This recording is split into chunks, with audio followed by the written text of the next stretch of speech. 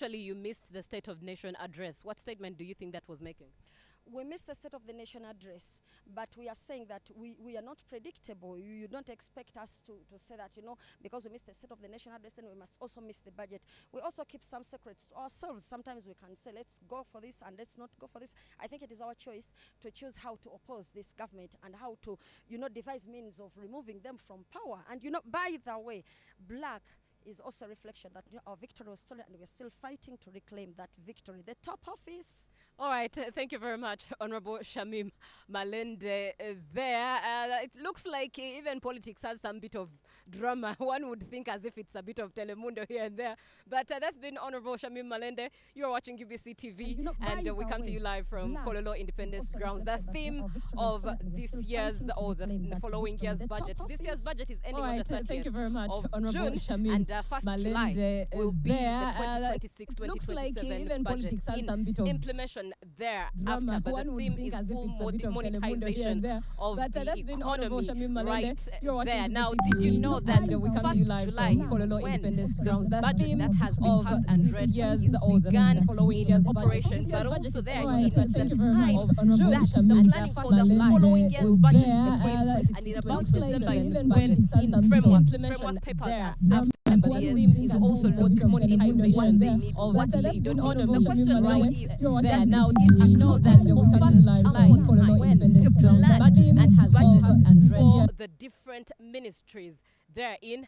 Those are questions to wonder and to ponder on, but as time goes by, we'll definitely be getting the different experts from different ministries and different arms of government to speak their 2 cents, and of course the representatives from civil society organization. If you look at areas like URA, 2024-2025, URA managed to get to its target of about 31 trillion Uganda shillings of collecting that. In fact, it even surpassed, it went to about 31.63 trillion there. And in 2025-2026, of course, the boat hasn't landed yet. It hasn't reached the shores yet. It's still sailing. But we'll be finding out if the target that was set, which was at about 7% increase from the 2024-2025 budget, was indeed achieved to 100% plus.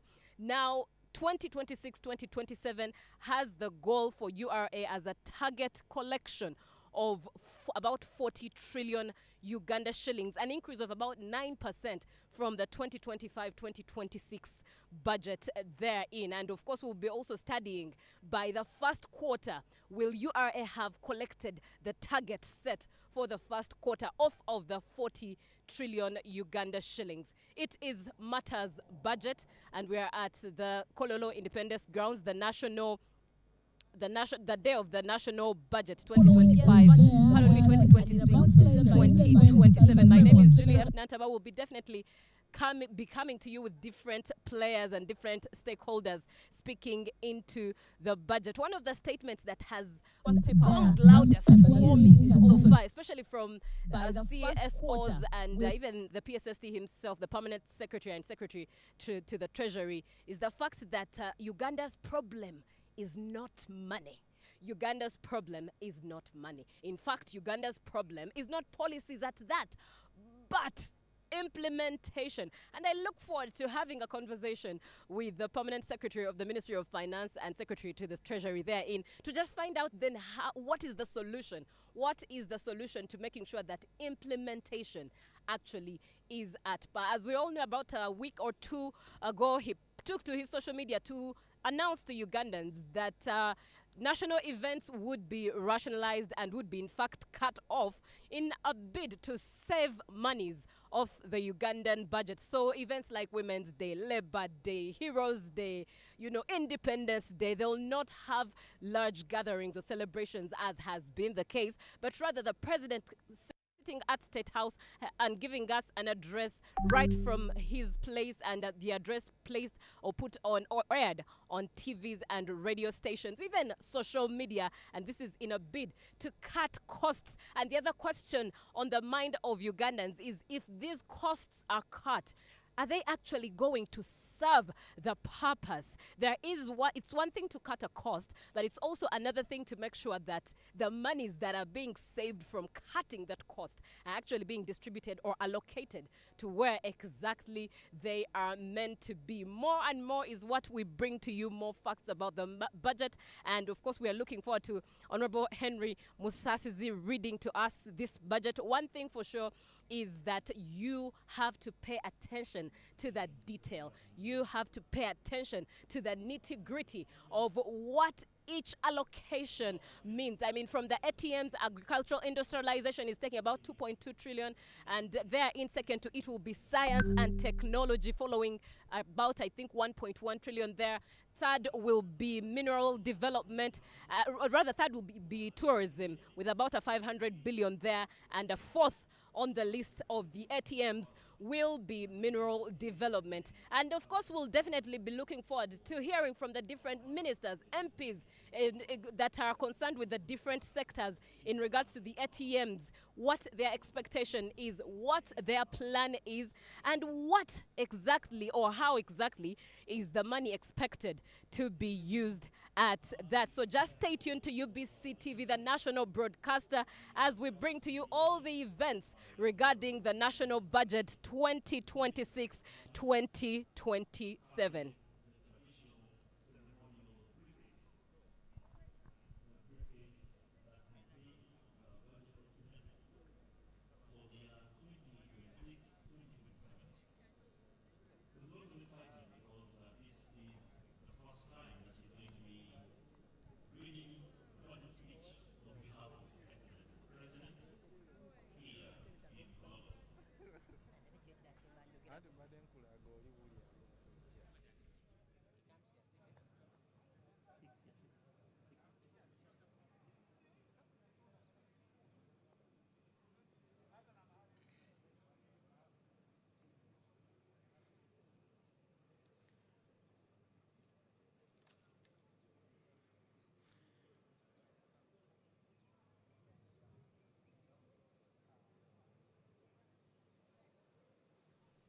The national budget, Uganda national budget, is going to be read 2026. That is for the financial year 2026-2027. My name is Julie F. Nantaba, but with me is Honorable Chiriowa Chiwanuka. Very good afternoon to you. Good afternoon, Julie. Good afternoon, all of you viewers.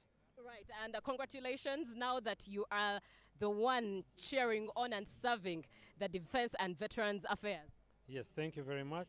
Looking forward to serving Indeed. the nation. Yes. Indeed. Yeah. Now, security is receiving about, is it a 10.2 trillion on the budget allocation? What does that mean? Because I know it's an enabler to the ATMs. Without peace, there's no way the ATMs will operate. What does that mean? What does it look like? Well, first of all, we sincerely appreciate President Museveni and the government who have put together the budget, because they've given the security and governance program a good portion of the budget. Of course, it is going to sound selfish and unrealistic to say that even that is not enough. Our kind of service requirements are much higher than what, but we sincerely appreciate that. But like you said, As the organ following years to be able to get these trillion ATMs Uganda shillings. industrialization, tourism, mineral and oil and gas working, or even science, without having the enabler, which is peace and security. So one of the biggest drivers in our economic, for our economic prosperity, because they've given of course, at the security and governance program, we shall do our best with the resources that are available to be able to meet the expectations of the people. What you can be sure of is trillion that Uganda shillings. President Museveni's government, the NRM government, will guarantee you peace and security. Uganda will not be a theater of any chaos. Uganda will be peaceful. And even with the resources that are not, as we said, fully adequate, we shall do our best and ensure that the security is maintained. Right, Uganda will not be a theater of chaos. Very interesting wordplay there. Honorable Heroes Day has just been celebrated just a day or two ago. And some of the veterans, those who fought the Bush War, believe that there should be something like a historicals council to look into the affairs of the historicals, or historicals' voices be heard on the floor of parliament. With this budget, about the 10.2 trillion therein, is there a hope? Has anything been allocated to them? Is there any hope of something to be made for them? I must tell you that veterans are not a by the way. They are a priority. And in the Ministry of Defense and Veteran Affairs, that is a major priority area. So the Minister of State in charge of Veteran Affairs is focused to assisting and making sure that our veterans, the people who sacrifice for our country, who give service to our country, actually be able to continue living their lives as normally as can be, even after service. So yes, it is a major issue that we are looking at, and we can assure you that even in this financial year, a great deal is going to be done to try and reach out and deal with the challenges of veterans. Now, on the other hand, the young people, or those who have not walked the journey of what the historicals are faced, or even what the veterans who are serving under to-be veterans face, one would wonder, don't they plan for themselves? How come they end up, some of them end up in dire states and have to look to the government or cry out to the government for funds such as that? What would be the rationale in between? I think we need to be mindful of our history and where we are coming from. You must remember the people who fought in the NRA war and the veterans who came in the first part of the NRM government were actually working for no pay or almost very little pay. In fact, if you look at our pension system, not only in the veteran space, we have a lot of people in Uganda who did not prepare for retirement until government came up with the NSF structure, and even the NSF structure does not take care of everyone, many people in private sector. So yes, the circumstances at the time did not allow those veterans to prepare and adequately. But for the youth today, because of the infrastructure that has been put in place, the legal framework that has been put in place, you know, just in the last term we amended the law to allow even private people to plan and save in NSSF. Those are incremental processes that we are taking to make sure that people plan for their retirement. But of course, for the veterans at the time, they were fighting. There was nothing to save. What were you saving? There was no pay. There was no economy. So what were you going to save? It didn't exist. So their circumstances are different, and that needs to be understood that way. That yes, there was no social security prepared for them at that time, but even the circumstances at the time could not allow for it to be done. Thank you very much, Honorable, for your time. Do enjoy this day. Thank you. All right, that is Honorable Chirio Wachiwanuka, now the Minister of Defense and Veteran Affairs. You are watching UBC TV. We are at the Kololo Independence Grounds, and as you can see, the weather is scorching hot. As was reported that this is a drought season. It's going to be a hot season, dry season at that, and one would wonder what allocations have been given to cater to that, especially for farmers. The Parliament just as of yesterday, did get to deal with the irrigation scheme loan that was passed. A loan that has rather interesting facts around it. For example, just the loan financing, a loan that of course Ugandans will have to pay, costs about 9 billion thereabout, and one would think of, just before we even receive the money, the money that's to finance that loan in itself is a lot, and yet it's on you and I to definitely pay as a Ugandan. But of course, some of the things we know about the budget that is to be read is the fact that it is a total of 84.3 trillion Uganda shillings therein, up from 72.4 trillion Uganda shillings as of last year. And therein, it's about a 16% increase to that budget, making it the highest budget so far. Last year, 72.4 trillion Uganda shillings was actually the highest at that time, and this year, 84.3 trillion Uganda shillings is considered the highest. What does that mean? Is it bad? Is it good? Of course, we'll be engaging in the depth of the conversation. But one thing for sure, it means that Uganda as an economy is growing. And for anyone, even if it's you and myself, when my pockets grow bigger or when I earn bigger, my spending will indeed also increase in one way or the other. We can indeed look at it from that vantage. But one thing for sure is the fact that we are also going to get more and more stakeholders to speak into this budget on this 11th day of June 2026, a day that is very scorching. If you're seated wherever you are and you're enjoying a cold bottle of soda or water, enjoy it. We'll also be knowing how much has been added to maybe beverages, you know, things like that. How much has been added to liquor? How much has, of course, for fuel, petrol, quite a lot is known that has circulated. That 200 shillings has been added therein when it comes to matters of fuel. Keep in mind the Strait of Hormuz that has already affected Ugandans. In some areas, a liter is already at 6,990. Add to it the 200, we might shoot to a 8K a liter of petrol or diesel. But indeed, we are here to bring you all the detail as it comes. A very good afternoon to you, Honorable Katesho. Good afternoon.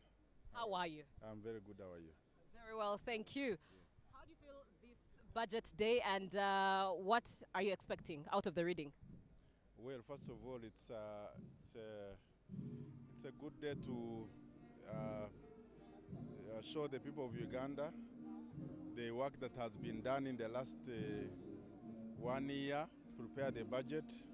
As you know, this budget links with the National Development Plan, the Vision 2040, and the NRM Manifesto. So as we are here, we need to show the prioritization that has been done so that the people know what is in the budget for them and what the government is planning to do. Right. The NRM Manifesto's slogan is protecting the gains. And because it's the ruling government, obviously the goal is to protect the gains. With this budget that is to be read, do you think the gains are to be protected? And I'm speaking of it in this sense. One of the goals that President, His Excellency Yoweri Kaguta Museveni has emphasized is to make sure that there is money in a Ugandan's pocket. However, the budget seems to be taking away a lot of money from a Ugandan's pocket. As they earn, they are paying taxes. Do you think that is balancing?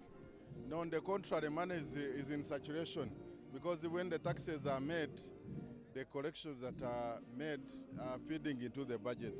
So if you look at the investments that have been made in the PDM, for example, in the wealth funds, this is money that is going directly into people's pockets. Secondly, the budget is taking care of the enablers like infrastructure, development, money going into railways. We are building a standard gauge railway, the headers. So the money is going back into the population. So all we need to do is to wake up our people, especially those who are benefiting from PDM, to wake up and start being productive with the little that the government is putting in. Thank you. Now, one would put it in the practical sense of a young man or a young lady working in the corporate space. Perhaps their contract says they earn about 1 point something. Yes. And that is gross. But by the time the money hits their account as a final pay net, it's at about 500,000 Uganda shillings. This young person has to pay rent, has to feed, has needs like any other Ugandan. How exactly would you advise this young person to utilize that money, of which most of it has been cut to taxes? You have to realize that not everybody you cannot solve all your problems based on the employment.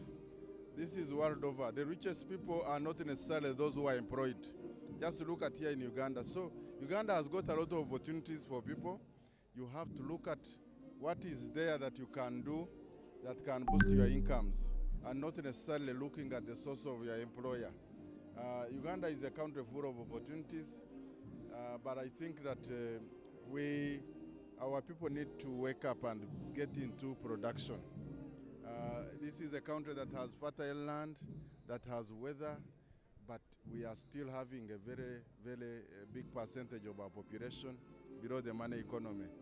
So that explains the need for us to continue sensitizing our people to get involved in production and the money economy. Thank you.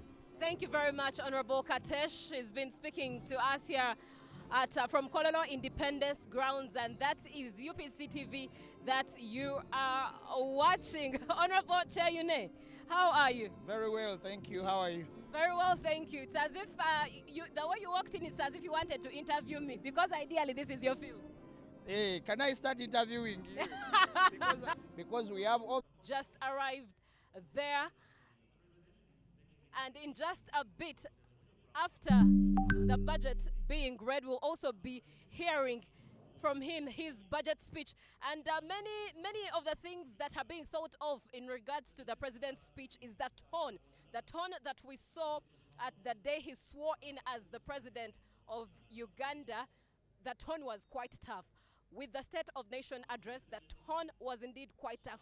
Even the time he accepted and received his results of the declaration forms as being announced as the president of Uganda, his tone was quite tough, with one theme: Chisanja, no sleep. We await what tone he carries right after the budget will be read. We'll be coming right back in just a long bit.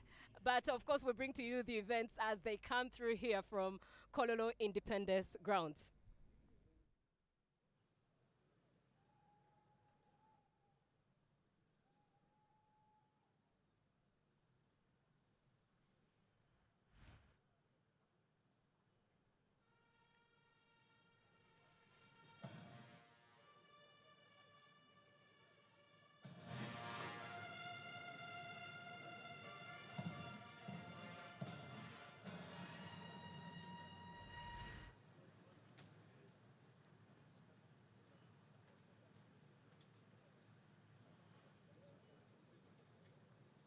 His Excellency the President has been received with fanfare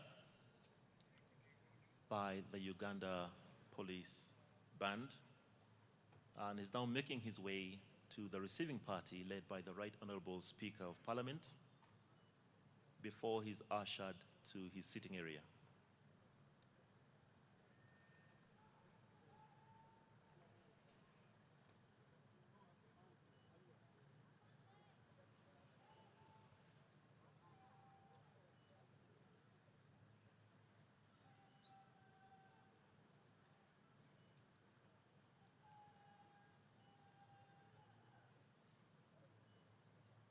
So His Excellency is waving a greeting to all of Parliament. Could we receive him warmly, please?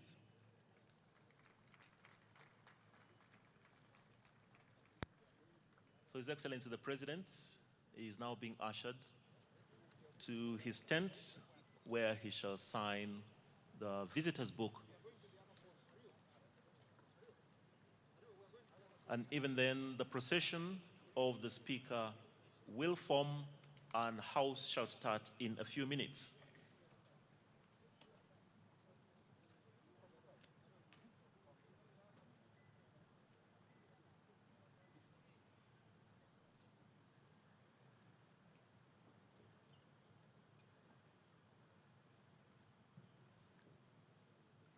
So for those of you who cannot see from where you are, His Excellency the President is signing the visitor's book. It's traditional that every time that Parliament hosts a guest at the level of His Excellency the President, they will sign in the visitor's book. Now this is a very special day for the presentation of the budget, not only in Uganda, but across the East African states. And as soon as His Excellency has signed, then the procession of the Speaker will form and the House will start.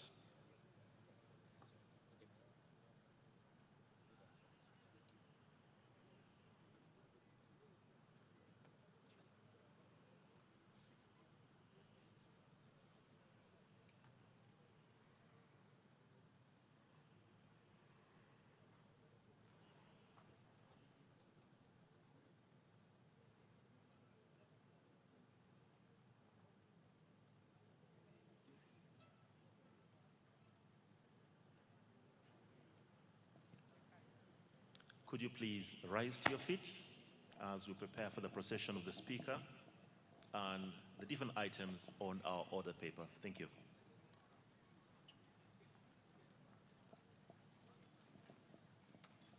Honorable members, His Excellency the President and Mr. Speaker.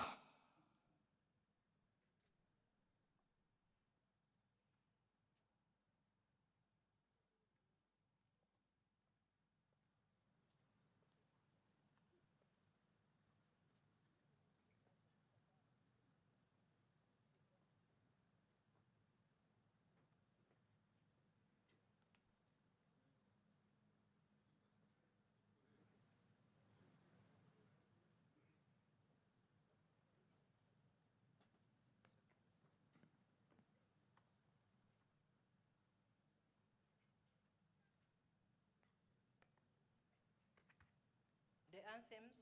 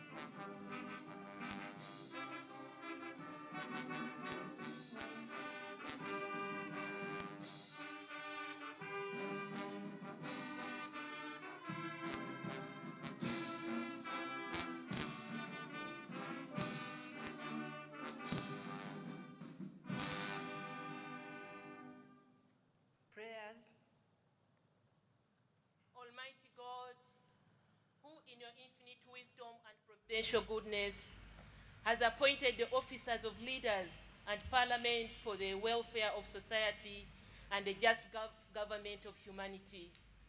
We beseech you to look upon with abundant favor these your servants whom you've been pleased to call to their performance of such important trusts in this land.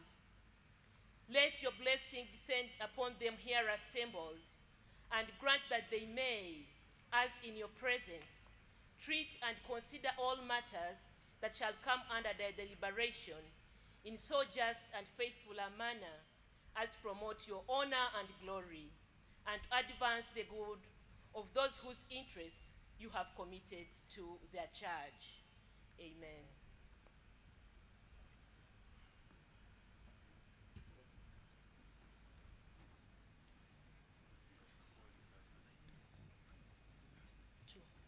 Proclamation.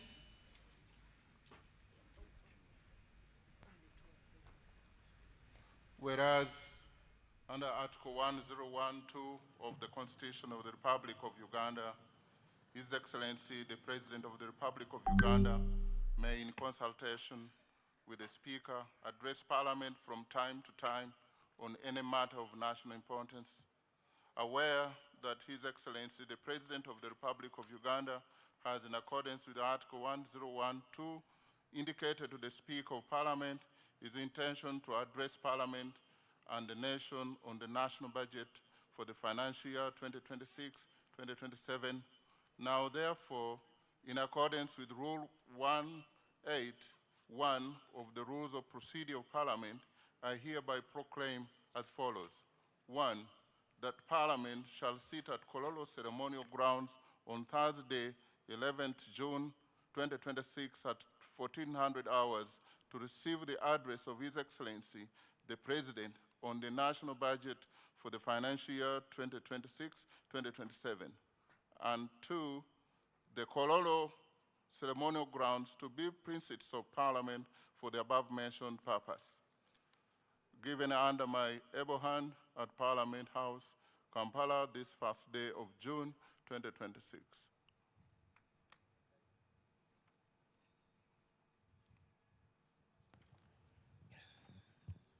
Administration of oaths.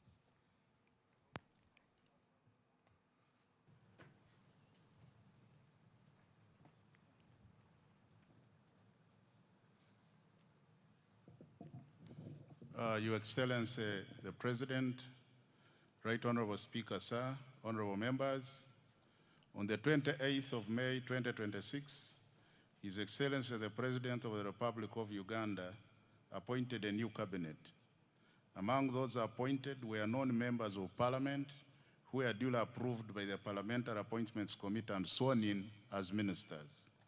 In order for them to discharge their duties as ministers, they are required by law to become ex-officio members of Parliament by virtue of Article 78(1)(d) of the Constitution, and are required under Article 81(4) of the Constitution to take and subscribe the oath of allegiance and the oath of Member of Parliament.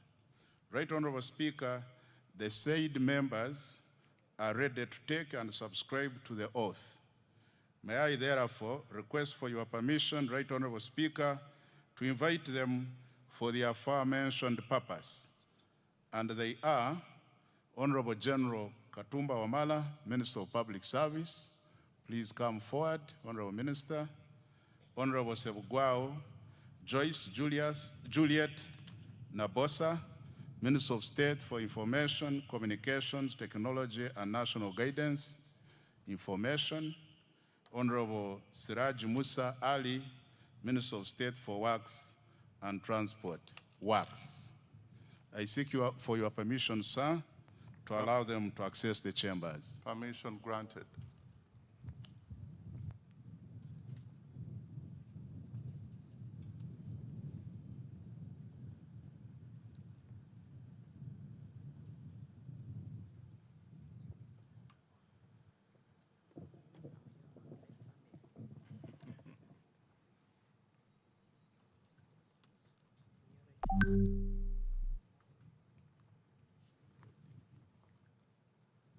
I, General Edward Katumba Wamala, swear in the name of the Almighty God that I'll be faithful and bear true allegiance to the Republic of Uganda, and that I'll preserve, protect, and defend the Constitution. So help me God. I, General Edward Katumba Wamala, swear in the name of the Almighty God that I'll give faithful service to this Parliament and support and uphold the Constitution of the Republic of Uganda as by law established. So help me God. Congratulations, Honorable General.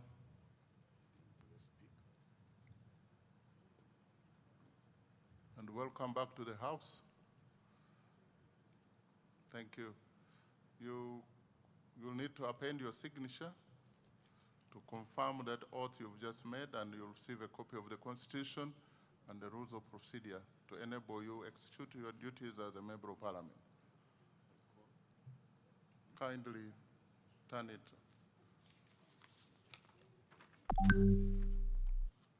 Honorable Sebugwao Joyce Juliet Nabosa, Minister of State for Information, Communications, Technology, and National Guidance Information.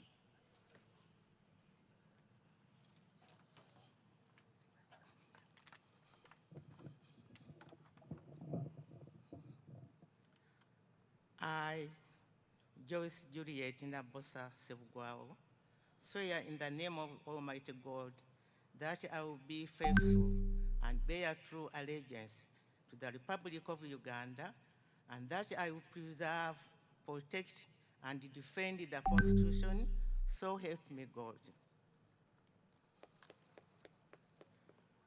I, Joyce Juliet Nabosa Sebugwao, swear in the name of Almighty God that I will give faithful service to this Parliament and support and uphold the Constitution of the Republic of Uganda as by the law established.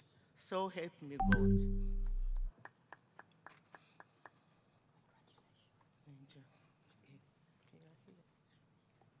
Congratulations, and honorable members, you can join me in receiving Honorable Wechitiwa, Minister. Congratulations, Mama, for catching the eye of the appointing authority.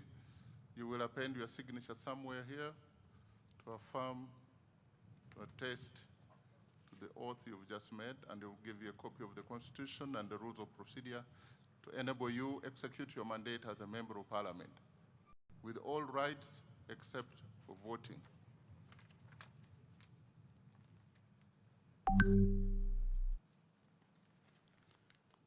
Honorable Siraji Musa Ali, Minister of State for Works and Transport, in charge of works.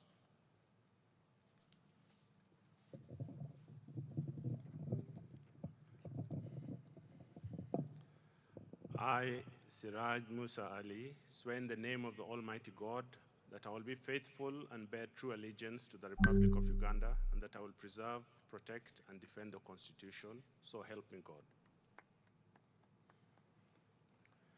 I, Siraj Musa Ali, swear in the name of the Almighty God that I will give faithful service to this Parliament and support and uphold the Constitution of the Republic of Uganda as by law established, so help me God. Congratulations, Honorable Siraji Musa Ali, upon your appointment and upon making your oath. We have place for you there, and another place down. We have a copy of the Constitution and the rules of procedure of this House that will enable you to execute your mandate as a member of Parliament. Congratulations once again.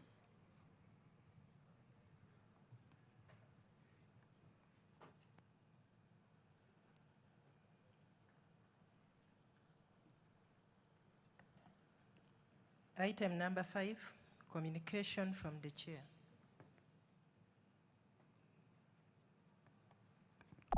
Your Excellency, the President of the Republic of Uganda, General Yoweri Kaguta Museveni, Her Excellency, the Vice President, Major Retired Alupo Jessica Epel, the Right Honorable Deputy Speaker, Honorable Thomas Tayeba, the Right Honorable Prime Minister and Leader of Government Business, Robin Nabanja, the Right Honorable Deputy Prime Minister as President, the Right Honorable Leader of Opposition in Parliament, Joel Senyonyi, with the cabinet resources that are ministers and available ministers of to be state, able to honorable meet the members of expectations parliament of this Uganda, the country. chairpersons and members of Constitutional Commission, the head of public service and secretary to cabinet, Madam Lucy Nachobe Mbonye, the auditor general, the permanent secretary present, if they are here, all the chiefs, service chiefs present, the governor, Bank of Uganda, distinguished guests, ladies and gentlemen, I welcome you all to this 5th sitting of the first session of the 12th Parliament. Your Excellency, just 7 days ago, on Thursday, 4th June 2026, you delivered at this very venue a clear and a concise address on the state of the nation, in which you reiterated the need for results-oriented, accountable, and transformative leadership at all levels as a catalyst for national transformation.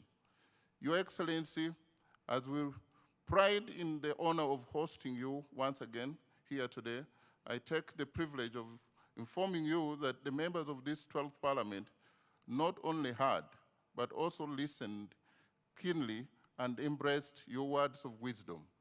The fight against corruption and non-performance is not the executive's fight alone. It is Parliament's fight as well. And together, in harmony, as a nation, we will win it. Honorable members, during today's sitting, His Excellency the President will deliver the budget speech for the financial year 2026-2027 in fulfillment of his constitutional obligation under Article 1151 of the Constitution of Uganda, which states that the President shall cause to be prepared and laid before Parliament in each financial year, but in any case not later than the 15th day before the commencement of the financial year, estimates of revenues and expenditures of government for the next financial year. Honorable members, today's budget speech crowns an elaborate consultative budget process which began in September 2025 with the issuance of the first budget call circular and the subsequent participation of various ministries, departments, and agencies, local governments, development partners, and civil societies, among others. Your Excellency, the relationship between the 12th Parliament and the other arms of government will be complementary and people-centered. The 12th Parliament will focus on public expenditure tracking and budget oversight through the various parliamentary committees to ensure that public funds are used for the purpose for which they are intended and in line with the approved work plans. I therefore implore whips to supply the list of their members to the various parliamentary committees pursuant to Rule 16.2d and Rule 163 and 164 of the Rules of Procedure of Parliament. This will pave way for the timely operationalization of our committees. Your Excellency and honorable members, the 12th Parliament will empower its committees to effectively support government programs through efficient and effective monitoring, or especially through the high-impact projects under the National Development Plan 4. These core flagship projects are strategic catalysts for our tenfold growth strategy. In addition, members of Parliament will strengthen oversight of government wealth creation and development funds under the parish development model, Uganda Women's Entrepreneurship Program, IMIOGA, among others. The 12th Parliament is firmly aligned to the government's objective of moving the approximately 38% of our population from subsistence to the formal money economy. Your Excellency and honorable members, the legislature looks forward to a productive financial year 2026-2027 in line with our national development aspiration. I thank you for your kind attention.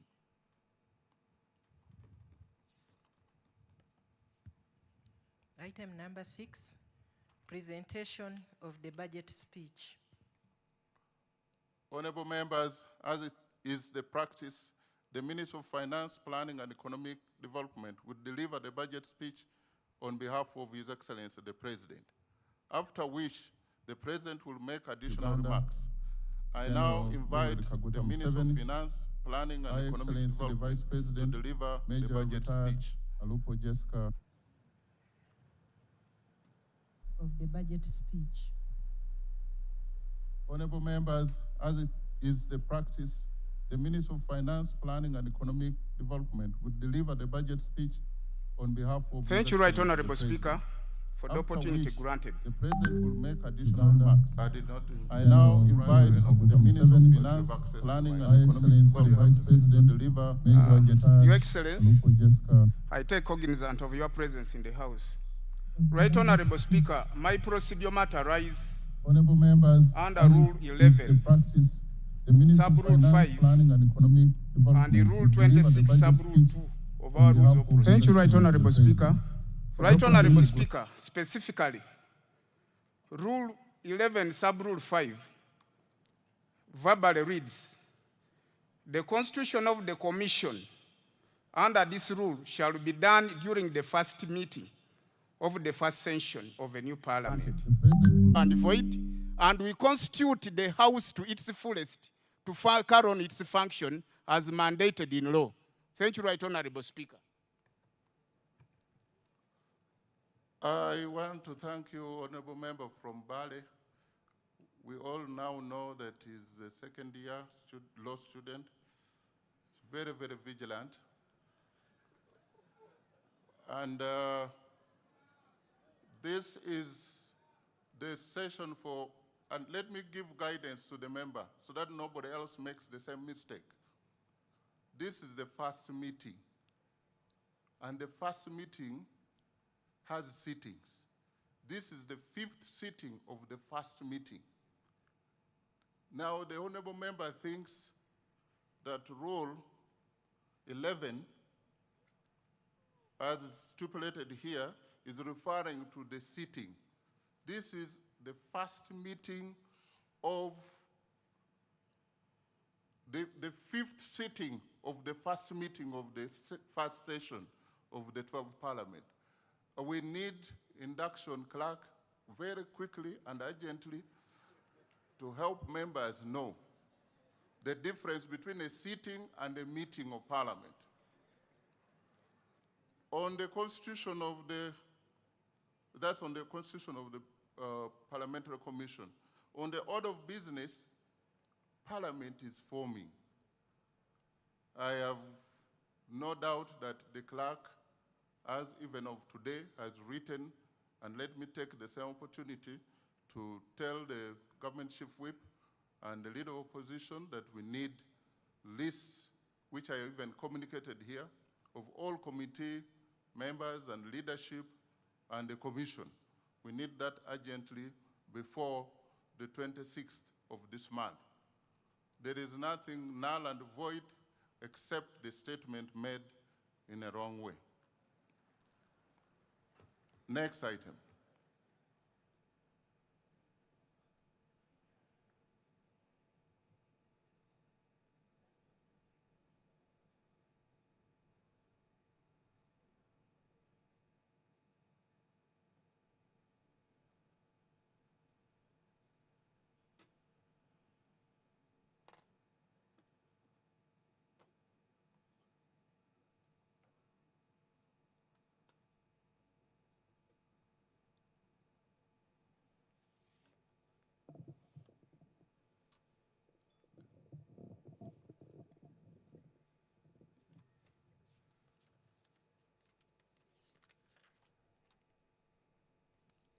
Your Excellency, the President of the Republic of Uganda, Your Excellency, the Vice President of the Republic of Uganda, the Right Honorable Speaker of Parliament of Uganda, Your Lordship, the Chief Justice, the Right Honorable Deputy Speaker of Parliament, Your Lordship, the Deputy Chief Justice, the Vice Chairman of the NRM Party, the Right Honorable Prime Minister, the Right Honorable Deputy Prime Ministers, Honorable Ministers and Ministers of State, Your Excellencies, the heads of diplomatic missions, honorable members of Parliament, former leaders, traditional leaders, religious leaders,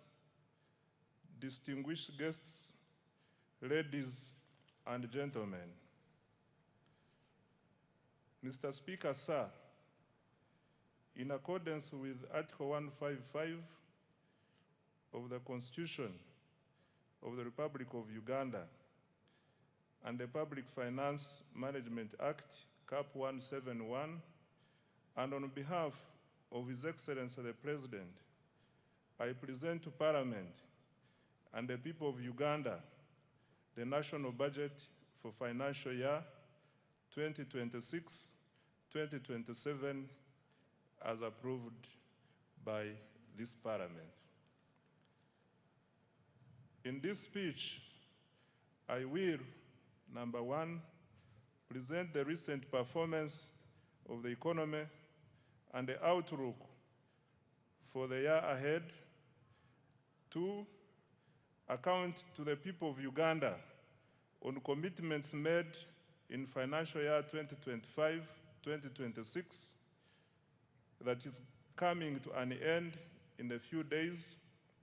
Three, highlight government priorities for financial year 2026-2027. And four, outline the strategy for financing the budget. Right Honorable Speaker, allow me to begin by congratulating His Excellency the President and the National Resistance Movement upon the resounding victory in the recently concluded general elections. In addition, I congratulate His Excellency the President upon assuming chairmanship of the East African Community. This is in recognition of his exemplary leadership and passion for advancing regional integration and Pan-Africanism. I also congratulate Her Excellency the Vice President, Right Honorable Speaker, Right Honorable Deputy Speaker, Right Honorable Prime Minister, colleagues, honorable ministers, honorable members of Parliament, and all other leaders elected to serve our country during this important phase of Uganda's development. Mr. Speaker, sir, I wish to thank His Excellency the President for the confidence he has placed in me and my political leadership team by entrusting us with the responsibility of leading the Ministry of Finance, Planning and Economic Development. I also would like to thank and congratulate my senior, Honorable Matia Kasaija, for the leadership and mentorship in the past 10 years. Your Excellency, we accept this responsibility with humility, determination, and a clear understanding of the task before us. That task is to accelerate wealth creation, eliminate poverty, create productive jobs, and transform Uganda into a $500 billion economy in the shortest possible time. Right Honorable Speaker and colleagues, Uganda enters this new political term from a position of strength. Unlike many previous election cycles that were characterized by high inflation, exchange rate instability, and macroeconomic uncertainty, our economy remains stable and resilient and is growing rapidly. Mr. Speaker, sir, this achievement is not accidental. It is a result of deliberate and consistent policy choices under the leadership of His Excellency, the President and the NRM government. For more than 3 decades, government has prioritized peace and security, macroeconomic stability, infrastructure development, human capital development, wealth creation, and regional integration. As a result, Uganda has built one of the strongest foundations of socio-economic transformation on the African continent. Uganda has, number 1, sustained long-term economic growth above 5% despite repeated global shocks. 2, surpassed the lower middle income threshold of United States dollars 1,136 with gross national income per capita reaching United States dollars 1,389. 3, we have recorded one of the strongest external sector performances in recent history, nearly doubling exports over the last 5 years. 4, we have expanded access to health, education, and social services. 5, we have built critical infrastructure that supports investment and competitiveness. And 6, we have established a solid foundation for industrialization and private sector-led growth. Mr. Speaker, sir, the challenge before us is no longer simply growing the economy. The challenge is ensuring that growth translates into jobs, household incomes, enterprise development, and prosperity for every Ugandan. That is the essence of full monetization, as His Excellency the President has consistently emphasized. That is the focus of the tenfold growth strategy, and it is the central objective of this budget. Mr. Speaker, sir, financial year 2026-2027 marks the commencement of the implementation of the NRM manifesto. It is also the second year of implementing the 4th National Development Plan, the first plan specifically designed to deliver the tenfold growth strategy. Mr. Speaker, sir, and honorable colleagues, in the spirit of protecting the gains, we have maintained the financial year 2026-2027 budget theme as full monetization of Uganda's economy through commercial agriculture, industrialization, expanding and broadening services, digital transformation, and market access.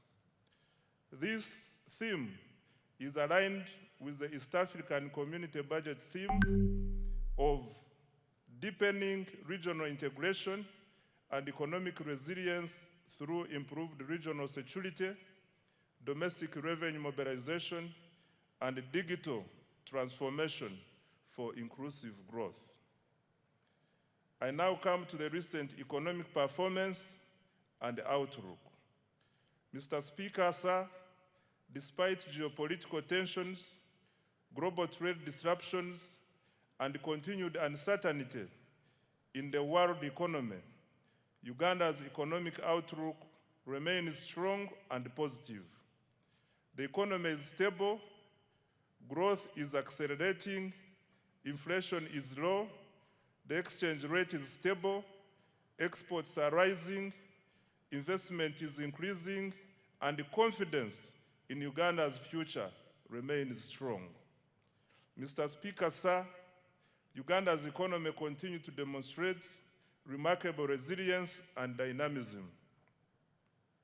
Economic growth for financial year 2025-2026 is estimated at 6.4%, up from 6.3% in financial year 2024-2025. The size of the economy is projected to increase to approximately United States dollars 69.3 billion, equivalent to Uganda shillings 250.4 trillion by the end of June 2026. In purchasing power parity terms, Uganda's GDP is estimated to be United States dollars 197.1 billion.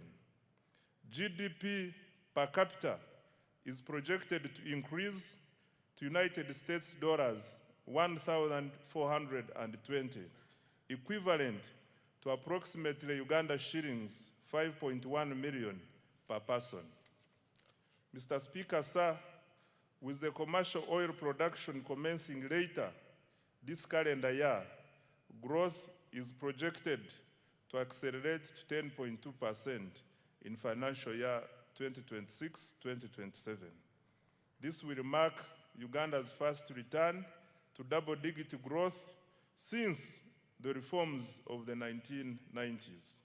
Most importantly, a larger economy will accelerate more jobs, raise household incomes, expand opportunities for businesses, and generate the resources required to invest in quality education, health care, infrastructure, security, and other public services that improve the lives of Ugandans. This performance confirms that our strategy of investing in security, infrastructure, wealth creation, and the productive sectors is delivering results. I thank His Excellency the President for his steadfast leadership, strategic guidance, and insistence on phased prioritization. Mr. Speaker, I wish to repeat this one. This performance confirms our strategy of investing in security, infrastructure, wealth creation, and the productive sectors is delivering results. I thank His Excellency the President for his steadfast leadership, strategic guidance, and insistence on phased prioritization. Colleagues, I invite you to give His Excellency the President a round of applause. I now come to inflation.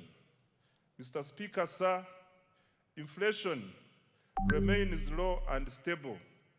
Average inflation during financial year 2025-2026 is estimated at 3.8%, compared to 3.5% recorded the previous financial year. This stability has been supported by effective coordination between fiscal and monetary policy, stable food prices, and improved management of fuel supply.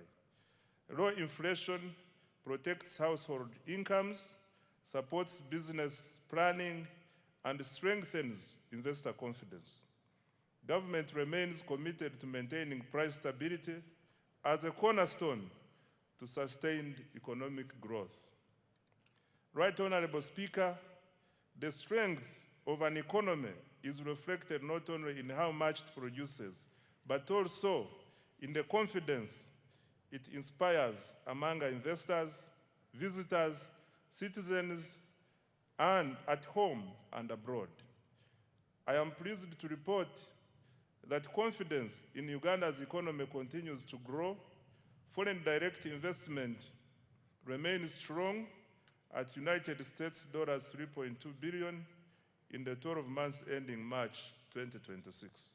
This reflects growing investor confidence in Uganda's economy. Of even greater significance, investors are increasingly expressing interest in Uganda's small and medium enterprises. Kampala-based startups attracted about United States dollars 30 million in 2025, up from just United States dollars 4 million a year before. This surge signals growing confidence in Uganda's innovation ecosystem and affirms our emergence as a destination for entrepreneurship, technology, and investment. Mr. Speaker, remittances from Ugandans working abroad have significantly increased to US dollars 2.8 billion in the 12 months to March 2026 from US dollars 1.9 billion a year before. Remittances provide an important source of foreign exchange, investment, capital, and household income. Mr. Speaker, sir, tourism has fully recovered from the effects of the COVID-19 pandemic. Tourism receipts increased to United States dollars 1.86 billion in 2025, compared to United States dollars 1.4 billion in 2018-2019, before the COVID pandemic. This remarkable recovery from the lowest receipts of US dollars 562 million recorded in 2020 demonstrates growing international confidence in Uganda as a destination for business, investment, and leisure. Government remains committed to safeguarding and expanding this vital source of foreign exchange and jobs. By increasing investment in tourism infrastructure, the sector, security, and our missions abroad to effectively advance economic and commercial diplomacy. Mr. Speaker, sir, the Uganda shilling remains one of Africa's best performing freely floating currencies. This stability reflects prudent macroeconomic management, a liberalized foreign exchange regime, and a strong foreign exchange inflows from exports, tourism, foreign direct investments, portfolio inflows, and remittances. As a result, Uganda's foreign exchange reserves are now at United States dollars 6 billion. In the 12 months to March 2026, up from United States dollars 3.6 billion a year before.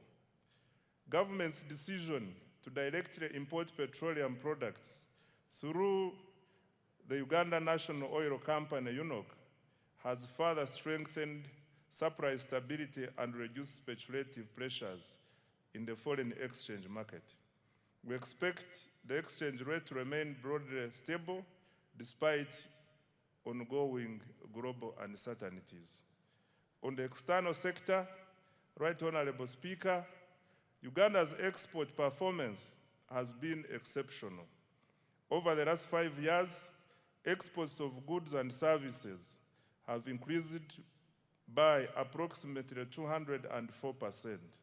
Total exports earnings reached US dollars 18.04 billion in the 12 months to March 2026, from US dollars 5.93 billion in the 12 months to March 2022. The leading exports include gold, coffee, cocoa, fish products, steel products, sugar, and a growing range of manufactured goods.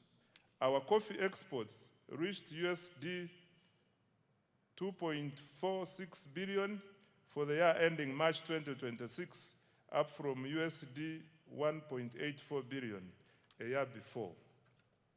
Uganda's exports mainly go to the Middle East, which accounts for US dollars 6.3 billion. Africa accounts for US dollars 4.1 billion. Asia accounts for US dollars 2.0 billion. And the European Union accounts for 2.5 billion US dollars. And the rest of the world accounts for 3.1 billion. This success reflects the deliberate government policy focused on industrialization, value addition, export promotion, and market access. The exports are not merely a trade statistic. They are the engine of Uganda's transformation. They generate foreign exchange, they create jobs, they support enterprise growth, and they strengthen economic resilience. As a result of strong export performance, remittances, and investment inflows, Uganda recorded a balance of payment surplus of United States dollars, $2.47 billion, 12 months to March 2026, the highest in 15 years. On employment creation, Right Honorable Speaker, the ultimate test of economic policy is whether it improves the livelihoods of our people through productive employment. Uganda's economy is gradually undergoing structural transformation. The services sector now accounts for 50.5% of total employment, up from 47% previously, while the share of employment to agriculture has declined from 40% to 37.1%. On the other hand, industry accounts for approximately 12.4% of total employment.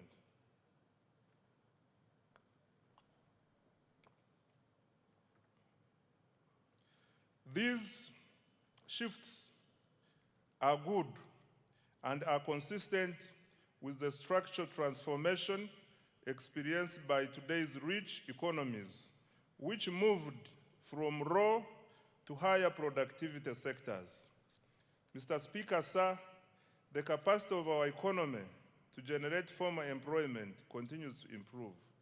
Employment in private formal establishments has increased by 245%, from approximately 672,300 workers in financial year 2016-2017 to over 2,319,683 workers in financial year 2024-2025. This is in addition to the 503,738 public sector jobs and 10,513,14 informal jobs reported in April 2026. This growth in jobs confirms that Uganda's economy is not only growing, but also creating productive jobs for Ugandans. This is on account of deliberate government interventions to create jobs through industrialization and wealth creation. However, creating more productive jobs for our rapidly growing population remains an urgent economic priority. This is why government is investing in ATMs and enablers to create jobs at a scale, especially for young people. Going forward, every major intervention in the national budget will ultimately be judged by its contribution to jobs, incomes, and improved livelihoods. On fiscal performance, Mr. Speaker, sir, government's capacity to finance its development agenda using domestic resources continues to strengthen. This financial year, domestic revenue collections are projected at Uganda shillings 35.7 trillion, compared to Uganda shillings 32.3 trillion collected the previous financial year. Mr. Speaker, this financial year 2025-2026, domestic revenue from taxes, non-tax revenues, and local government revenues funded up to 80.9% of the total discretionary budget of Uganda shillings 44.1 trillion. The discretionary budget includes all funds allocated to implementing programs excluding debt and other government obligations. This represents significant progress towards fiscal self-reliance and reduced dependence on external financing. Mr. Speaker, sir, increasing domestic revenue is not merely a fiscal objective. It is a sovereignty objective. A country that finances its development from its own resources enjoys greater policy independence, resilience, and sustainability. Therefore, government will continue to strengthen domestic revenue in line with the domestic revenue mobilization strategy, while preserving incentives for investment, production, and enterprise growth. In financial year 2026-2027, domestic revenue is projected to increase to Uganda shillings 45.6 trillion from Uganda shillings 35.7 trillion in financial year 2025-2026, equivalent to 15.9% of GDP. The additional resources will support investments in the wealth creation, ATMs, and their enablers. I now come to public debt, Right Honorable Speaker. Mr. Speaker, as of December 2025, Uganda's total public debt stood at United States dollars 34.86 billion, equivalent to approximately Uganda shillings 126.19 trillion. Of this, external debt amounted to US dollars 15.84 billion, while domestic debt was United States dollars 19.02 billion. This translates into a debt to GDP ratio of approximately 53.0%. Mr. Speaker, public debt should always be assessed alongside the assets it finances and the economic returns it generates. Over the past 10 years, Uganda's debt has financed strategic investments that are transforming the productive capacity of our economy. These investments include, number one, integrated transport infrastructure, which accounts for 31.1% of the debt. Number two, electricity infrastructure, which accounts for 19.3%. Three, water infrastructure, which accounts for 10.3%. Four, agro-industrialization, which accounts for 9.2%. Five, education and health, which accounts for 7.7%. Six, housing and urban development, which accounts for 6.3%. Seven, industrial parks and industrial development, which accounts for 2%, and other investments such as national backbone infrastructure to extend internet, STI, and regional development, which accounts for 7.0%. Mr. Speaker, Uganda's public debt remains sustainable and is projected to stay so over the medium and the long term. Accountability for financial year 2025-2026 and priorities for financial year 2026-2027. Mr. Speaker, when the budget for financial year 2025-2026 was presented last year, government made several commitments aimed at accelerating monetization of the economy and implementing the tenfold growth strategy. The budget focused on three broad areas, namely, number one, wealth creation programs, two, strategic investments in the ATMs, and three, investment in the key enablers of growth.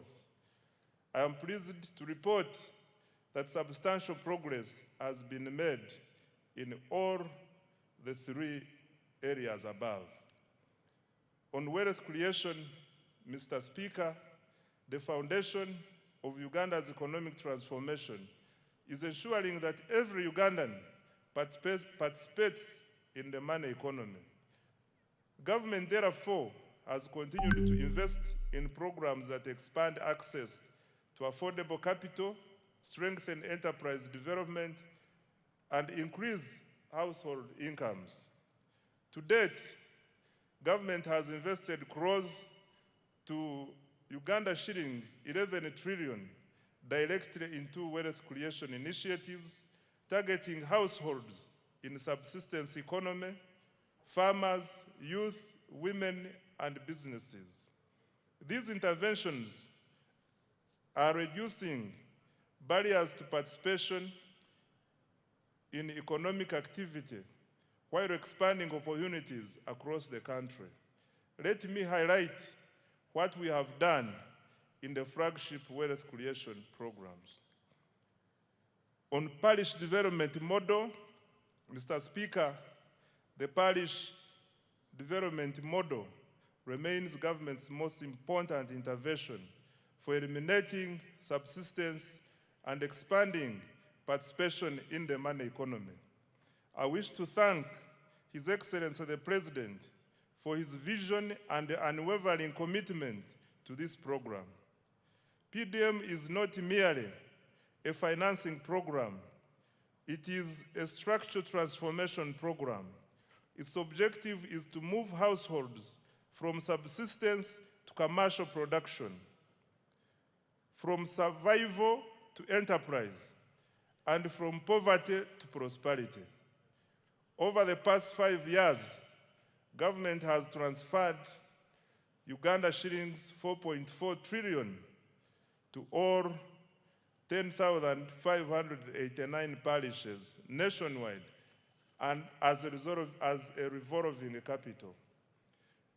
Ugandans who were previously outside the money economy are now engaged in money-making enterprises.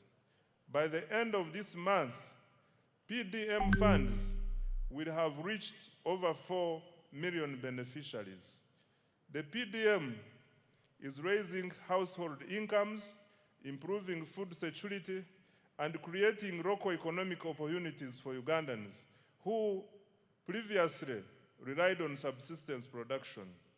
Mr. President, thank you for your visionary leadership.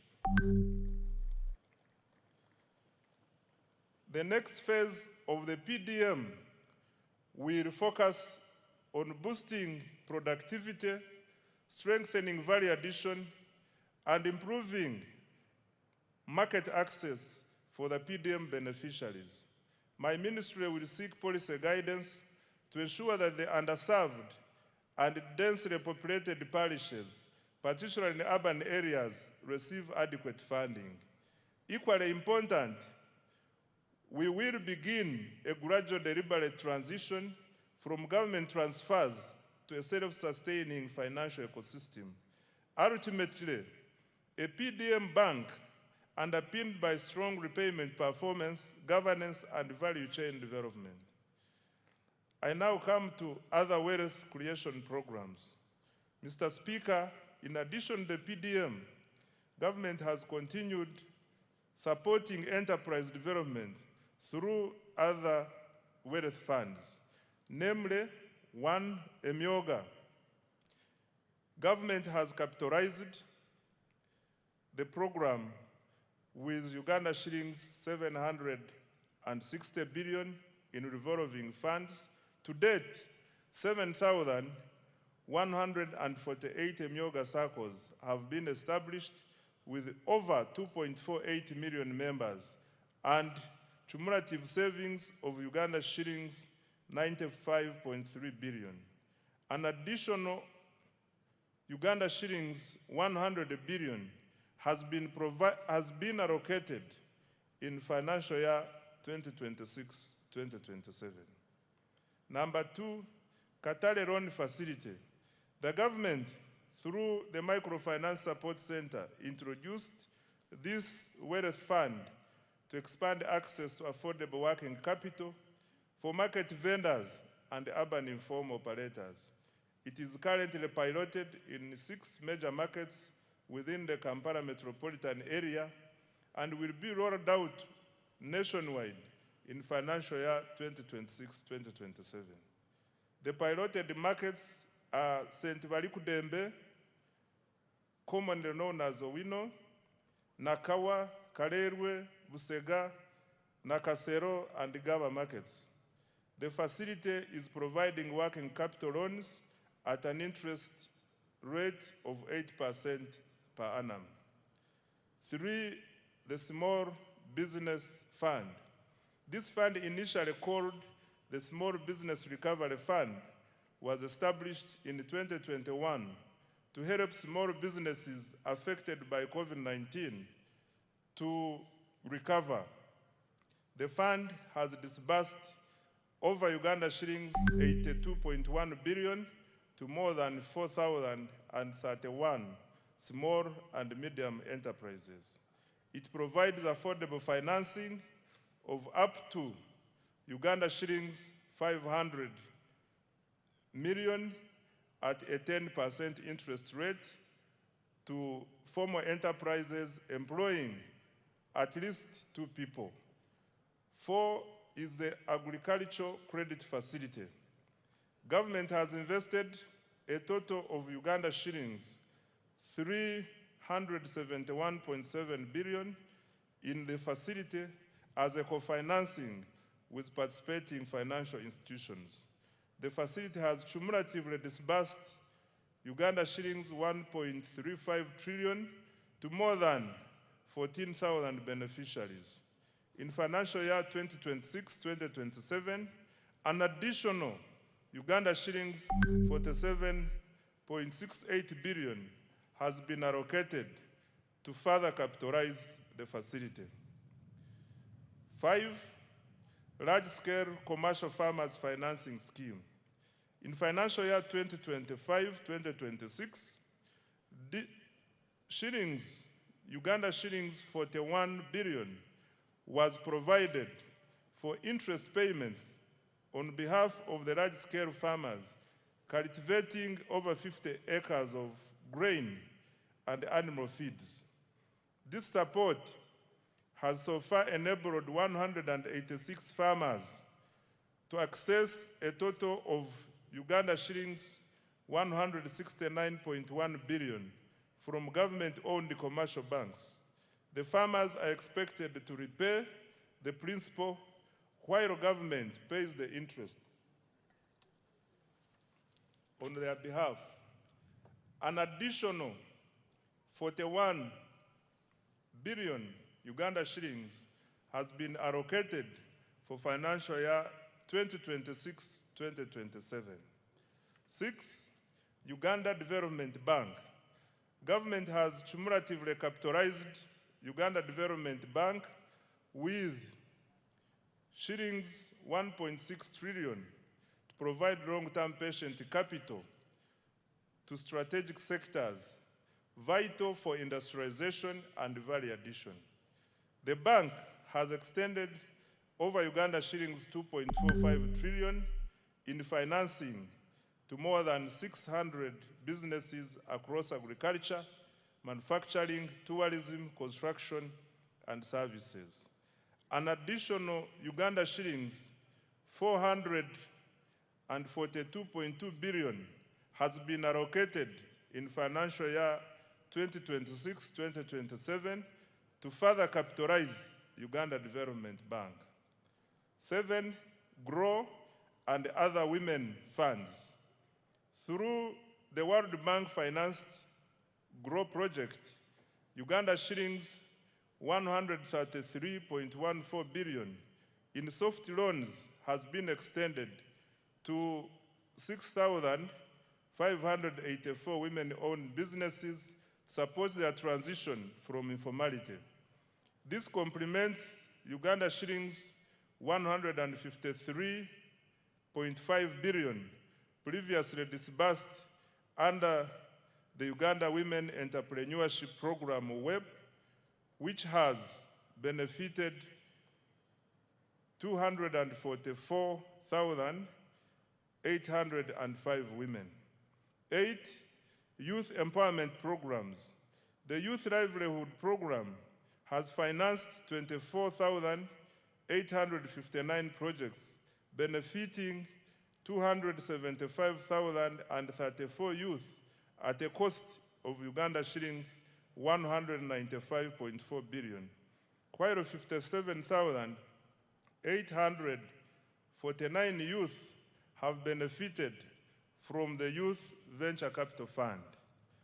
Number 9 is the revolving fund for the creative artists. Government has provided Uganda shillings 33 billion to establish a revolving fund for musicians and other creatives to promote enterprise growth and job creation. 10, support teachers' circles. Government released Uganda shillings 20 billion to private teachers' unions to strengthen teachers' welfare through improved access to affordable credit. This is in addition to the earlier Uganda shillings 25 billion that was provided to Walimu Sacco umbrella structures. Mr. Speaker, sir, these wealth creation interventions have expanded access to affordable capital, strengthened enterprise growth, and created jobs. In financial year 2026-2027, government has allocated an additional Uganda shillings 2.49 trillion in wealth creation programs to accelerate monetization of the economy and expand wealth creation. I now come to accelerating tenfold growth through the ATMs. Mr. Speaker, having expanded access to capital through our wealth creation programs, government is now intensifying investment in the sectors that will drive Uganda's next phase of economic transformation. These sectors are collectively known as the ATMs, i.e. number 1, agro-industrialization, number 2, tourism development, 3, mineral-based industrial development, including oil and gas, and 4, science, technology, and innovations, including ICT and the creative arts. These sectors are deliberately selected because they represent Uganda's strongest comparative advantages and possesses the greatest potential to generate exports, jobs, incomes, and investment. Together, they form the engine of the tenfold growth strategy. The objective is simple: to convert Uganda's natural resources, human capital, and innovation into wealth, jobs, and prosperity. And I would like now to detail each. Under agro-industrialization, Mr. Speaker, agriculture remains the backbone of Uganda's economy.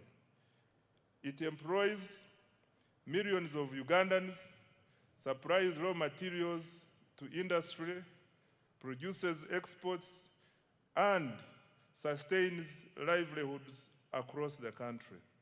However, Uganda's future prosperity will not come from producing more raw commodities alone.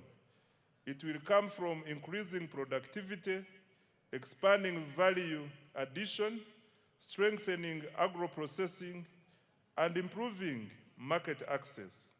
Government, therefore, continues to invest strategically across the entire agricultural value chain. Mr. Speaker, agricultural transformation begins with science. This year, government made significant advances in agriculture research and genetics. The Antique Vaccine Facility at the National Livestock Resources Research Institute in Nache Sasa was completed and is now operational, producing about 36 million doses, serving 18 million livestock in the first year. The government also produced foot and mouth disease vaccines and continued to advance research on disease-resistant crops and livestock breeds. These investments will reduce production losses, raise productivity, and increase farmer incomes. On water for production and irrigation, Mr. Speaker, climate change continues to expose farmers to significant weather-related risks. Government is therefore accelerating investment in irrigation and water for production infrastructure to reduce dependency on rainfall. Progress was registered on several major irrigation projects, including Kabuyanda Dam in Isinjiro District, Atali in Buramburi District, Wadelai in Pakwach District, Achomai in Bukedea District, Namaisu in the Bududa District, Chembo Mbai in the Buko District, SIP irrigation scheme in the Buramburi District. Solar-powered irrigation schemes are also being rolled out across the country. These investments will support all year-round production, increase resilience, and improve agricultural productivity.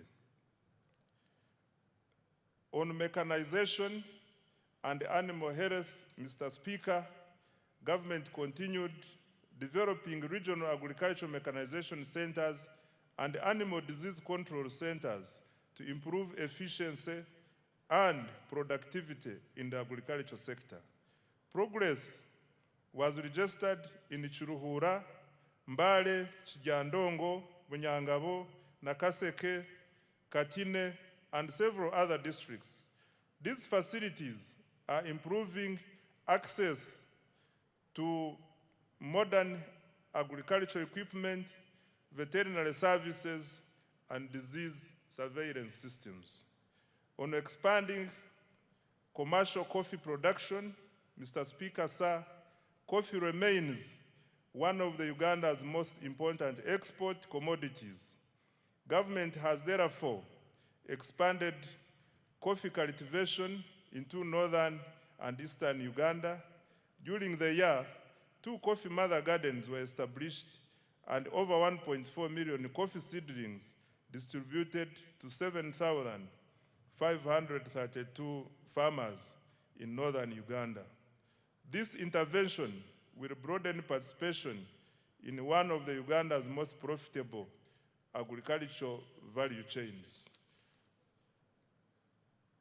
Financial year 2026-2027 priorities for agro-industrialization. Mr. Speaker, a total of Uganda shillings 2.26 trillion has been allocated to the agro-industrialization program in financial year 2026-2027. This is the highest allocation ever to this program.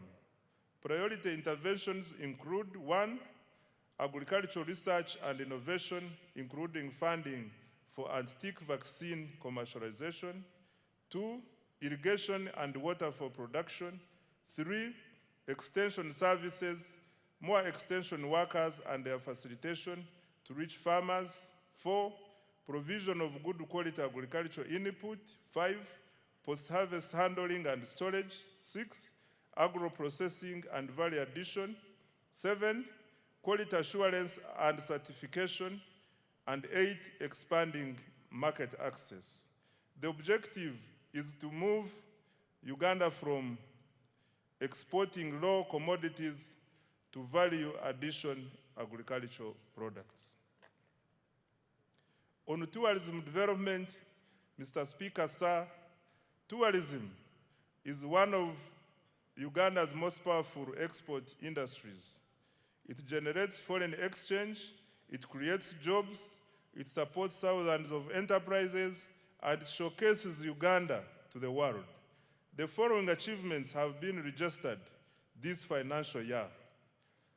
Uganda's global tourism visibility is at an all-time high driven by the aggressive destination marketing under the Explore Uganda, the Power of Africa brand, the country's growing international profile, and industry endorsements are evident in its recent global presence and awards.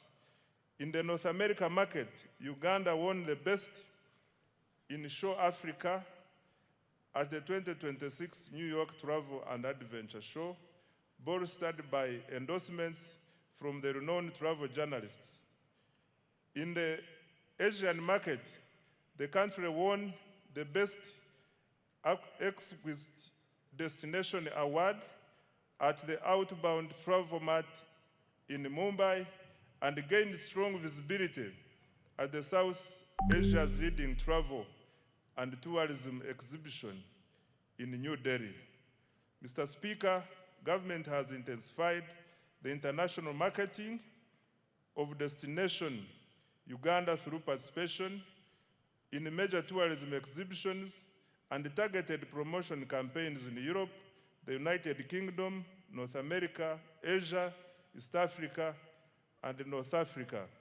Government also leveraged high-profile platforms, including the Africa Cup of Nations AFCON 2025 tournament in Morocco and the 2025 World Travel Market in London, to showcase Uganda's tourism potential and attract visitors. In addition, Uganda successfully secured a bid to host 2 international conferences, further strengthening its position as a preferred destination for meetings, incentives, conferences, and exhibitions. Uganda also launched the economic and commercial diplomacy strategy as a key instrument for advancing Uganda's economic transformation. Under this strategy, Uganda missions abroad have been assigned clear performance targets focusing on 4 measurable economic outcomes, mainly tourism marketing, trade promotion, investment attraction, and diaspora mobilization. The economic and commercial diplomacy strategy is contributing to improved economic performance with increased international tourist arrivals and receipts, foreign direct investment inflows, and merchandise export earnings. Government will continue to leverage its missions abroad to market Uganda as a preferred tourism, conference, and investment destination, expand market access for Ugandan products, attract strategic investors, and mobilize the diaspora to support national development. On tourism infrastructure, Mr. Speaker, government continued to invest in tourism infrastructure and attractions. Progress was made in the development of museums and cultural heritage sites in Moroto and Dokoro. Investments are also underway in the Gwenzori Central Circuit Trail, Chitagata Hot Springs, and visitor facilities at the source of the Nile in Jinja, including an observatory deck and a modern restaurant. Government also established a new wildlife education center in Mbale. These investments are enhancing visitor experiences and strengthening Uganda's competitiveness as a tourism destination. In financial year 2026-2027, the priorities under tourism are the following. Mr. Speaker, the government has allocated Uganda shillings 567.32 billion to continue developing the tourism sector next financial year. The priority interventions will include: 1, branding and marketing of Uganda as a tourism and investment destination; 2, tourism infrastructure development; 3, construction of highway sanitation facilities and tourism site refreshment centers; 4, improving and enforcing hospitality standards and training; 5, conservation and wildlife protection to increase wildlife population across the national parks. 6, health tourism, and 7, economic and commercial diplomacy. I now come to mineral-based industrial development. Mr. Speaker, sir, Uganda is richly endowed with minerals.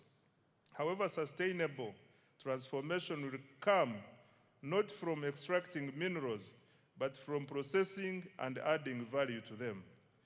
Government strategy is therefore to transform mineral wealth into industrial wealth, and the following steps have been taken in that direction. 1, government intensified mineral exploration and quantification. Geochemical surveys for gold were undertaken in Kasanda, Chiboga, and Mubende districts. Exploration confirmed an estimated 300 million tons of iron ore in Kabale, Rubanda, Ruchiga, Chisoro, Kanungu, Chiruhura, and Hoima districts. Surveys of copper prospects were conducted at the Bukusu carbonatite complex, which also has the potential for rare earth elements as well as sites. Evaluation of uranium, manganese, lithium, and nickel deposits is also ongoing across the country.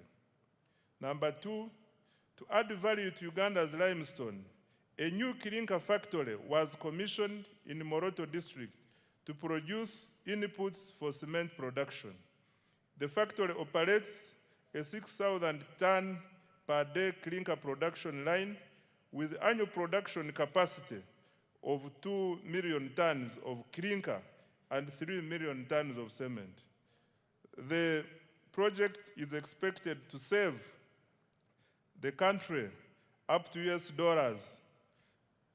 $260 million annually in clinker imports and create up to 4,000 jobs.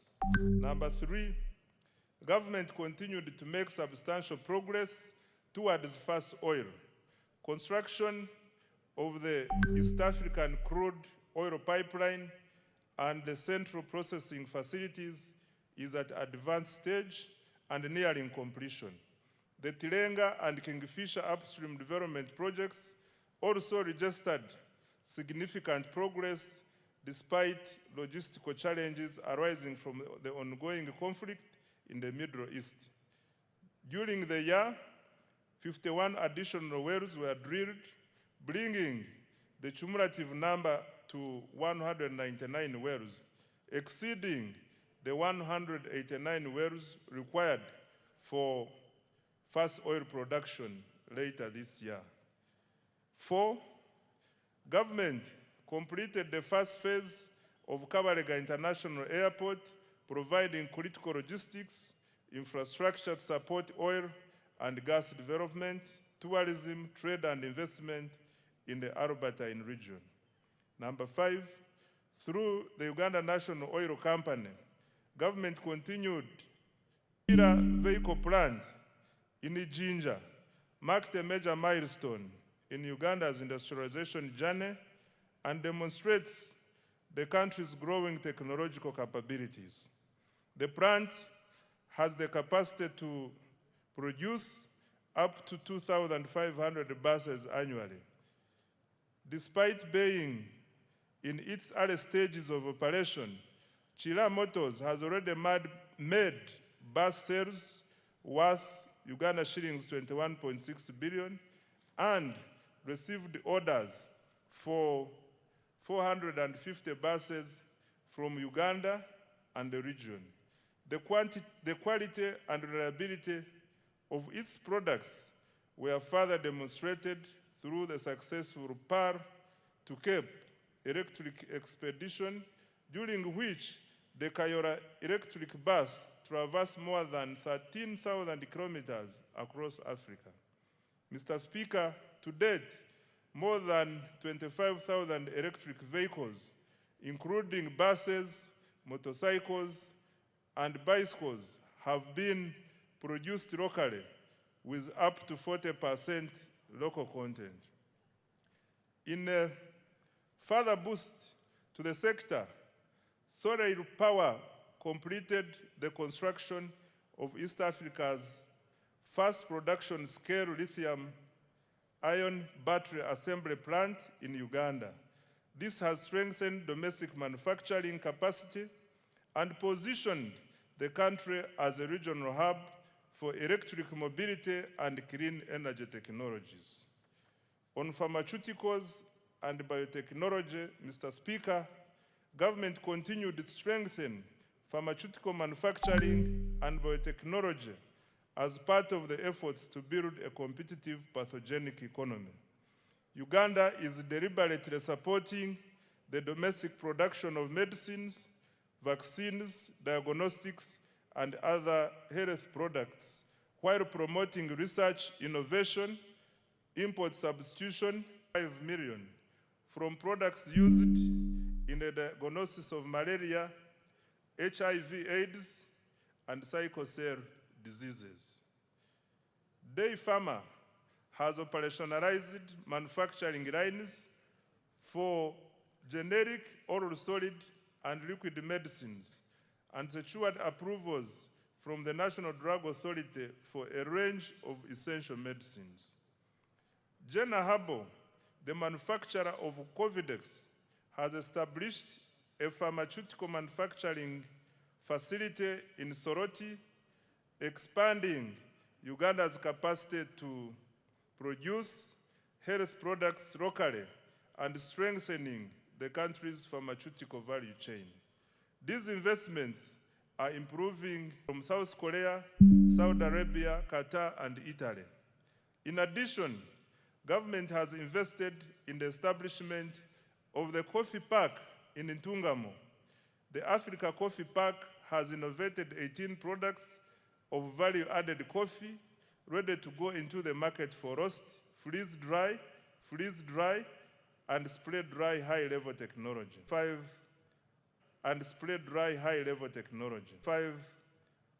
per megabyte per second.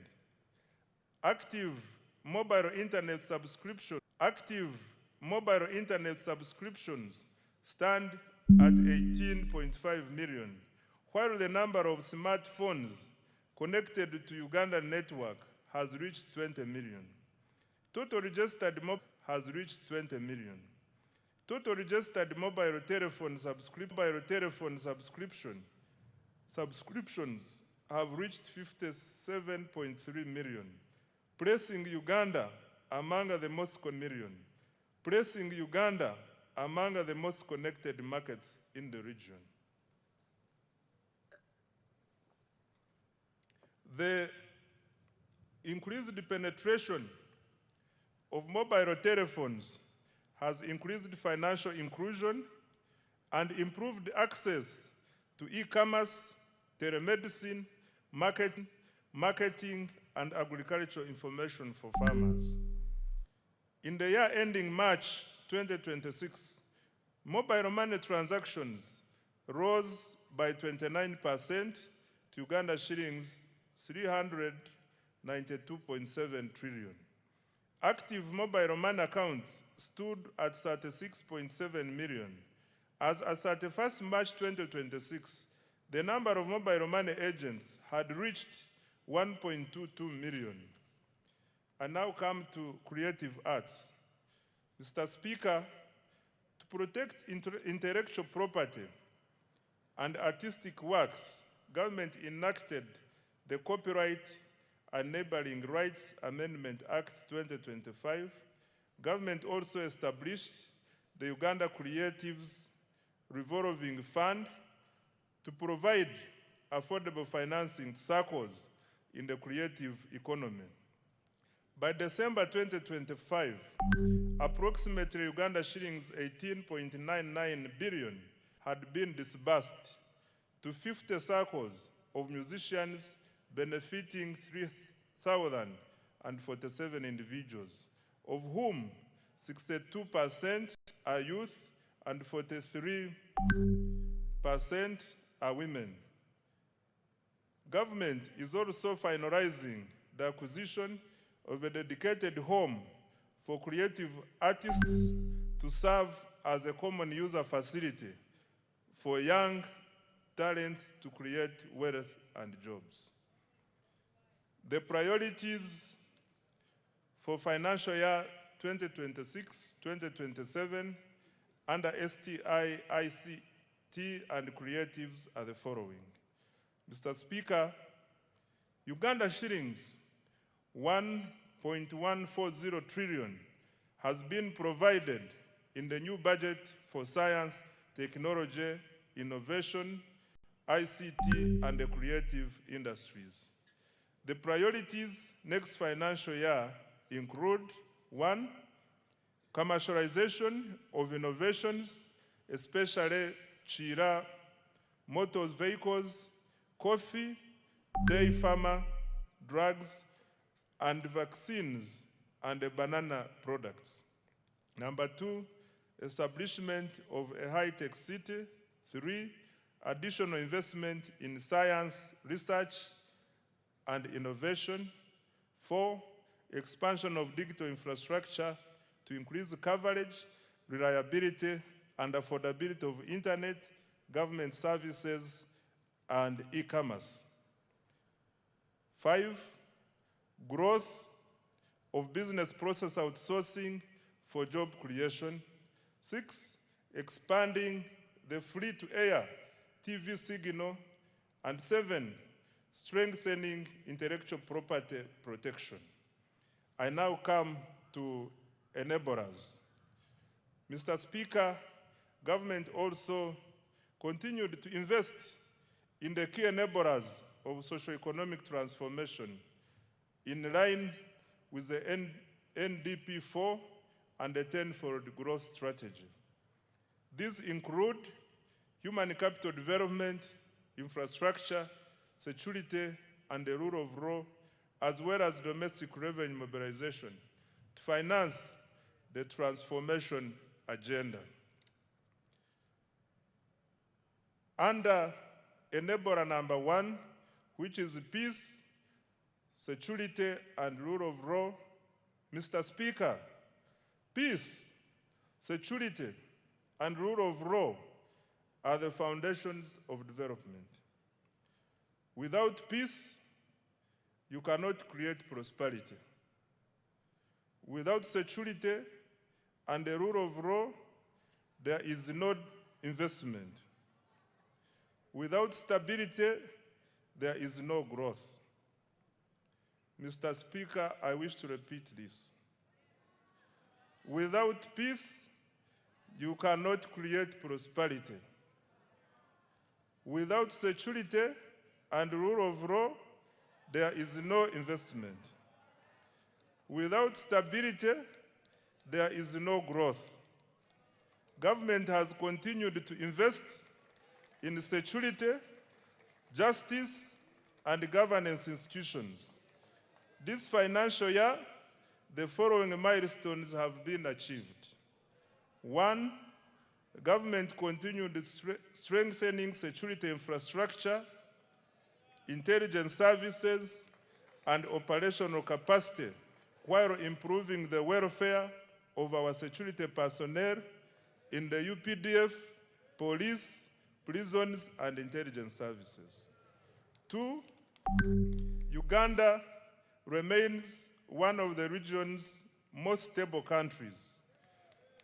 Despite being an election year, reported crimes fell by 10.2% from 218,715 cases in 2024 to 196,405 in 2025, reducing the crime rate from 502 to 427 per 1,000 people.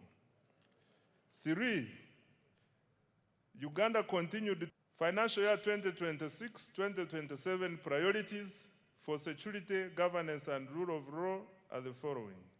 Mr. Speaker, government has allocated Uganda shillings 10.21 trillion, security, governance, and rule of law institutions for financial year 2026-2027, and the priority interventions include: 1.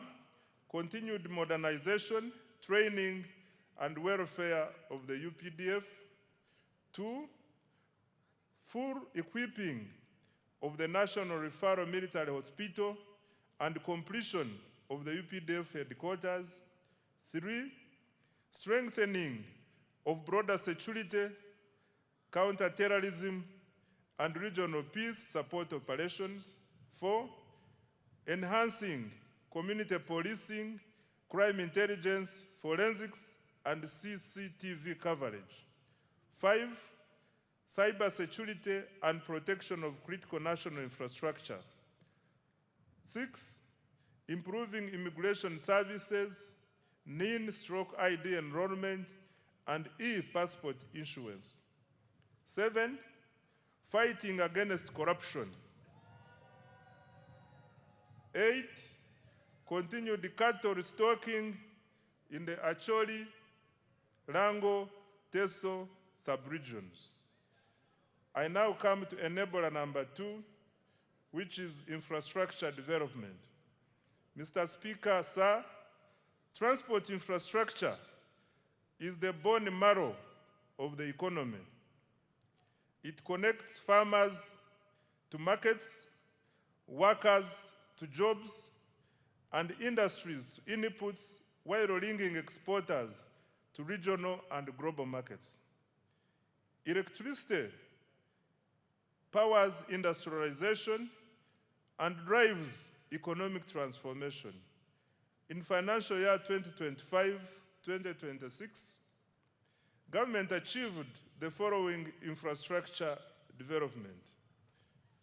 Under roads and bridges, government continued with the construction of 24 major roads, totaling approximately 1,154 kilometers, and rehabilitated a further 949 kilometers of national roads.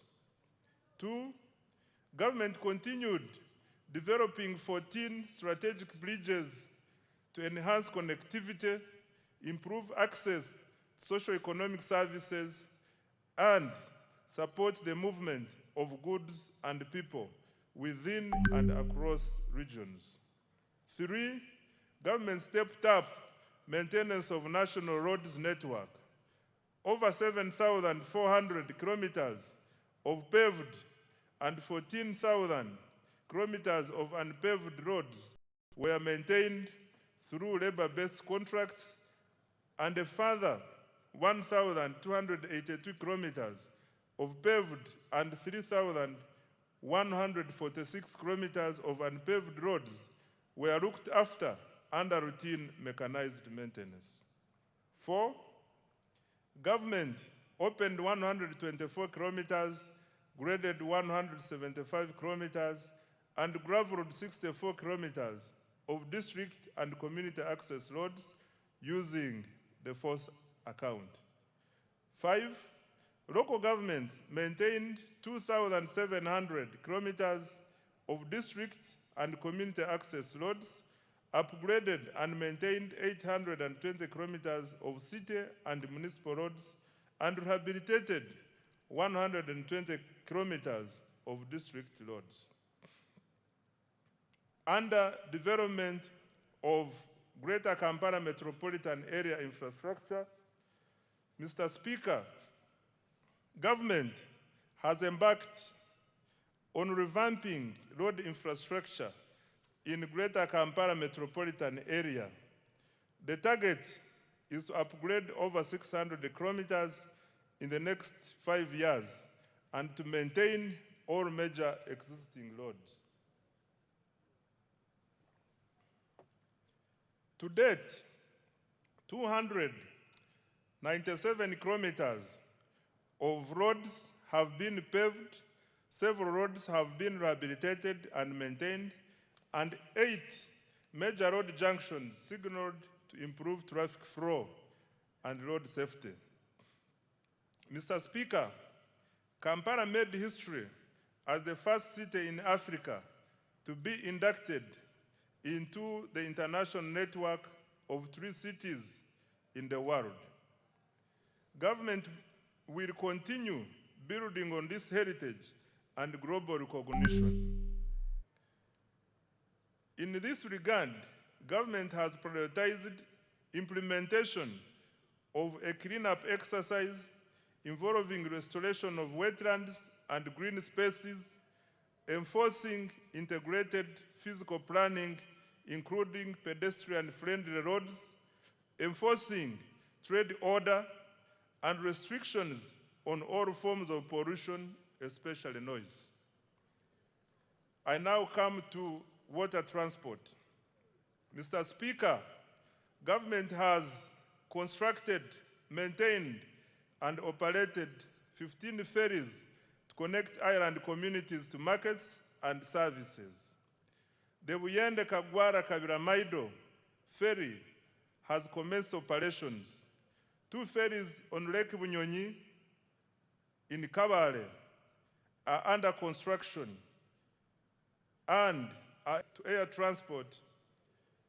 Physical works for Kabalega International Airport are complete.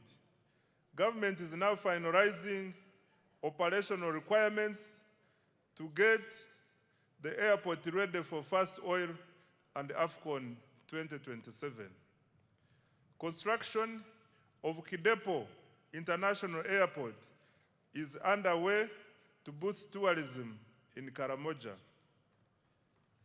Phase 1 of Entebbe International Airport's rehabilitation and expansion is complete, with a new passenger terminal and expanded cargo facility. The passenger terminal capacity has risen from 2.0 million to 3.5 million travelers per year. 12 regional aerodromes have been maintained to support regional connectivity for tourism and trade.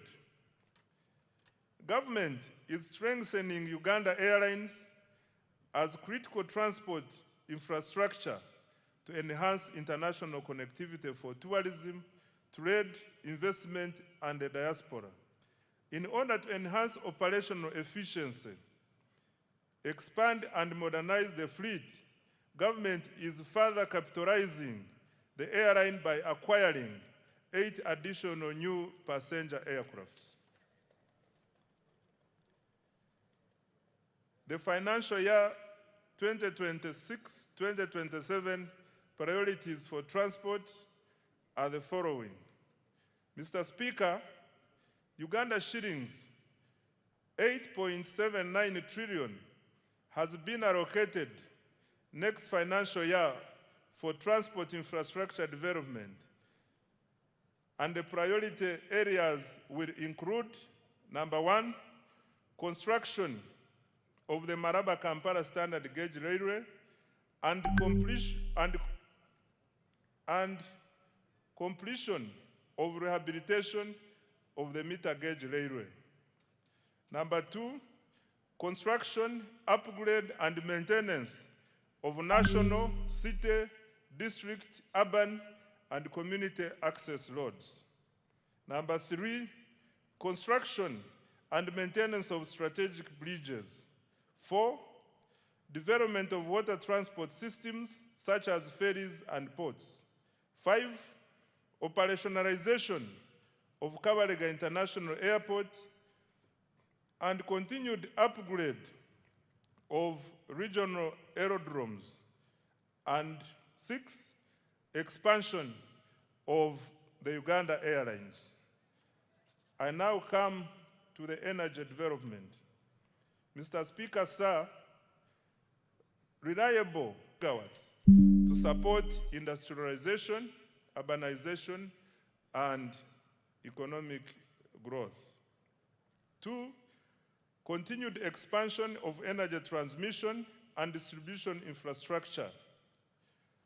Completed and continued construction of multiple lines, including the Kole Guru Nebi Arua line, 132 kV, the Kampala Metropolitan Transmission Line, 132 kV, including 2 associated mobile substations, Mirama, Kabale,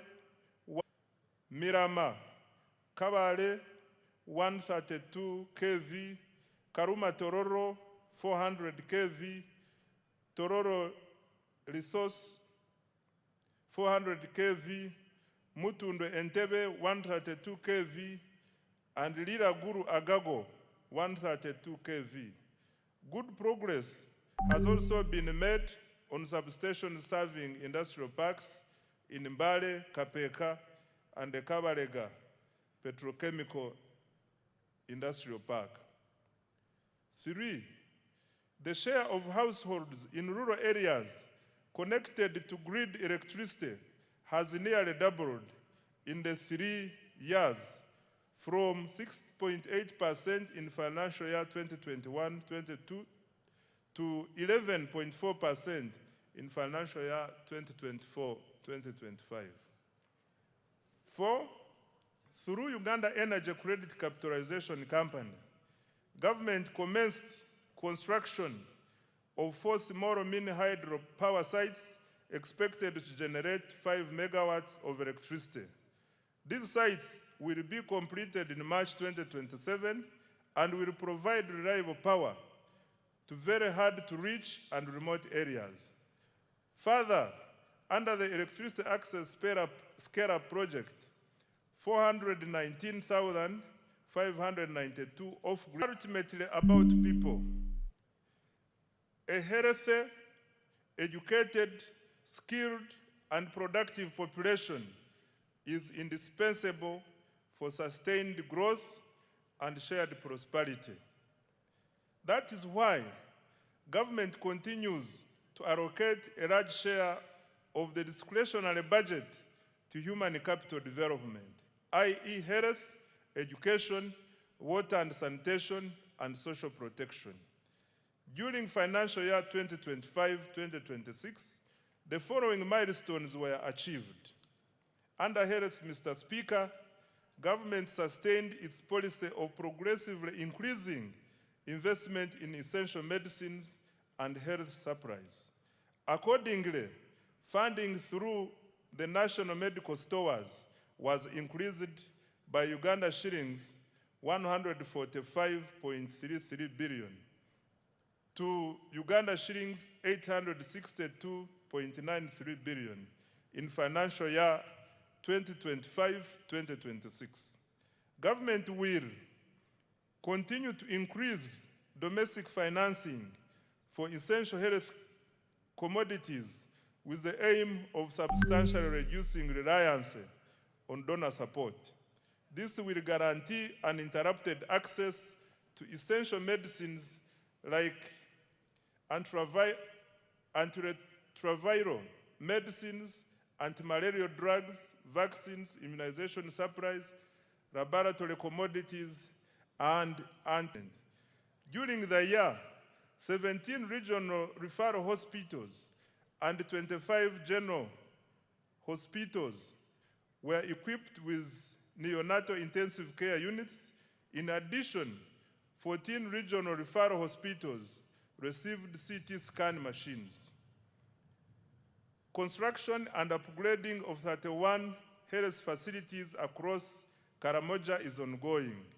Government also completed high-capacity medical waste and incinerators in Fort Portal, Guru, Mbarara, KCCA, and Lira. Busorwe, Gombe, Kaworo hospitals were also rehabilitated. Right Honorable Speaker, government continued to promote preventive health care through immunization, disease prevention, and nutrition programs. Immunization coverage for children under 1 year reached 94%, while first dose measles, rubella coverage reached 93%. Government also conducted nationwide campaigns against malaria, HIV/AIDS, Ebola, cholera, and yellow fever, and promoted nutrition education for children, pregnant women, the elderly, and other vulnerable groups. Government also continued to expand specialized healthcare services in oncology, cardiology, and other fields, reducing the need for treatment abroad. The Uganda Heart Institute conducted 634 cardiac interventions, including open heart, closed heart, vascular, and catheterization procedures. In April 2026, the Uganda Cancer Institute successfully performed the country's first bone marrow transplant. Mr. Speaker, specialized healthcare services will be further strengthened by ongoing investments. The 250-bed capacity cardiac hospital in Naguru, Kampala is 44% complete and expected to be completed by June 2027. The International Specialized Hospital of Uganda at Lubowa is 75% complete and will be completed in December 2027. Mr. Speaker, I wish to repeat this one. The International Specialized Hospital of Uganda at Lubowa is 75% complete and will be completed in December 2027.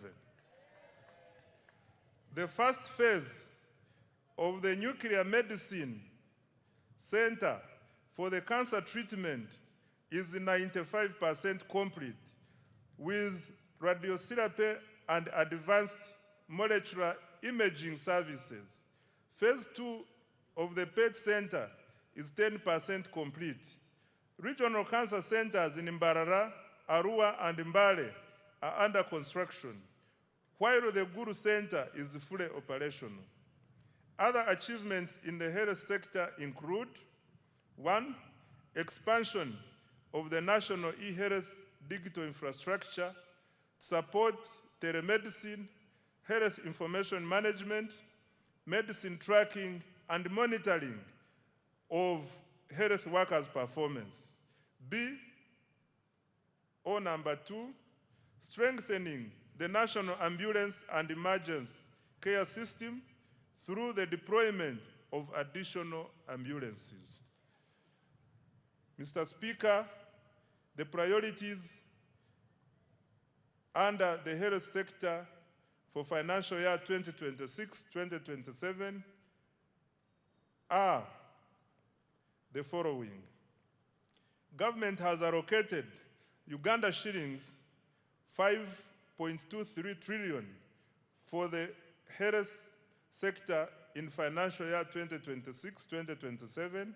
The funding will focus on number 1, maternal and child health; 2, nutrition improvement; 3, expanded immunization; 4, prevention and treatment of non-communicable diseases; 5, provision of essential medicines; 6, strengthening specialized healthcare services; 7, improving emergency response systems; 8, exploring feasible pathways towards universal health coverage. I now come to water and sanitation. Mr. Speaker, access to clean and safe water remains fundamental to public health, human dignity, and economic productivity. Government has therefore continued investing heavily in water supply and sanitation infrastructure across the country. Access to improved water sources continues to expand, with 71% of households now having access. Coverage stands at 68% in rural areas and 74.5% in urban areas. Mr. Speaker, during financial year 2025-2026, safe water access was extended to 553 villages. Over 200 large solar-powered water and sanitation systems, several public sanitation facilities, and fecal sludge treatment plants were completed in several districts. In addition, a number of urban water systems were expanded.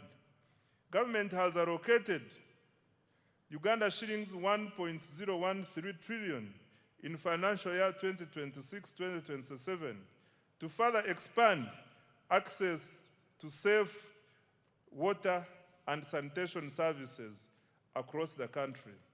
The objective is to ensure universal access to safe water and sanitation services. I now come to education, skills, and sports. Mr. Speaker, education remains the most powerful instrument for social mobility and long-term economic transformation.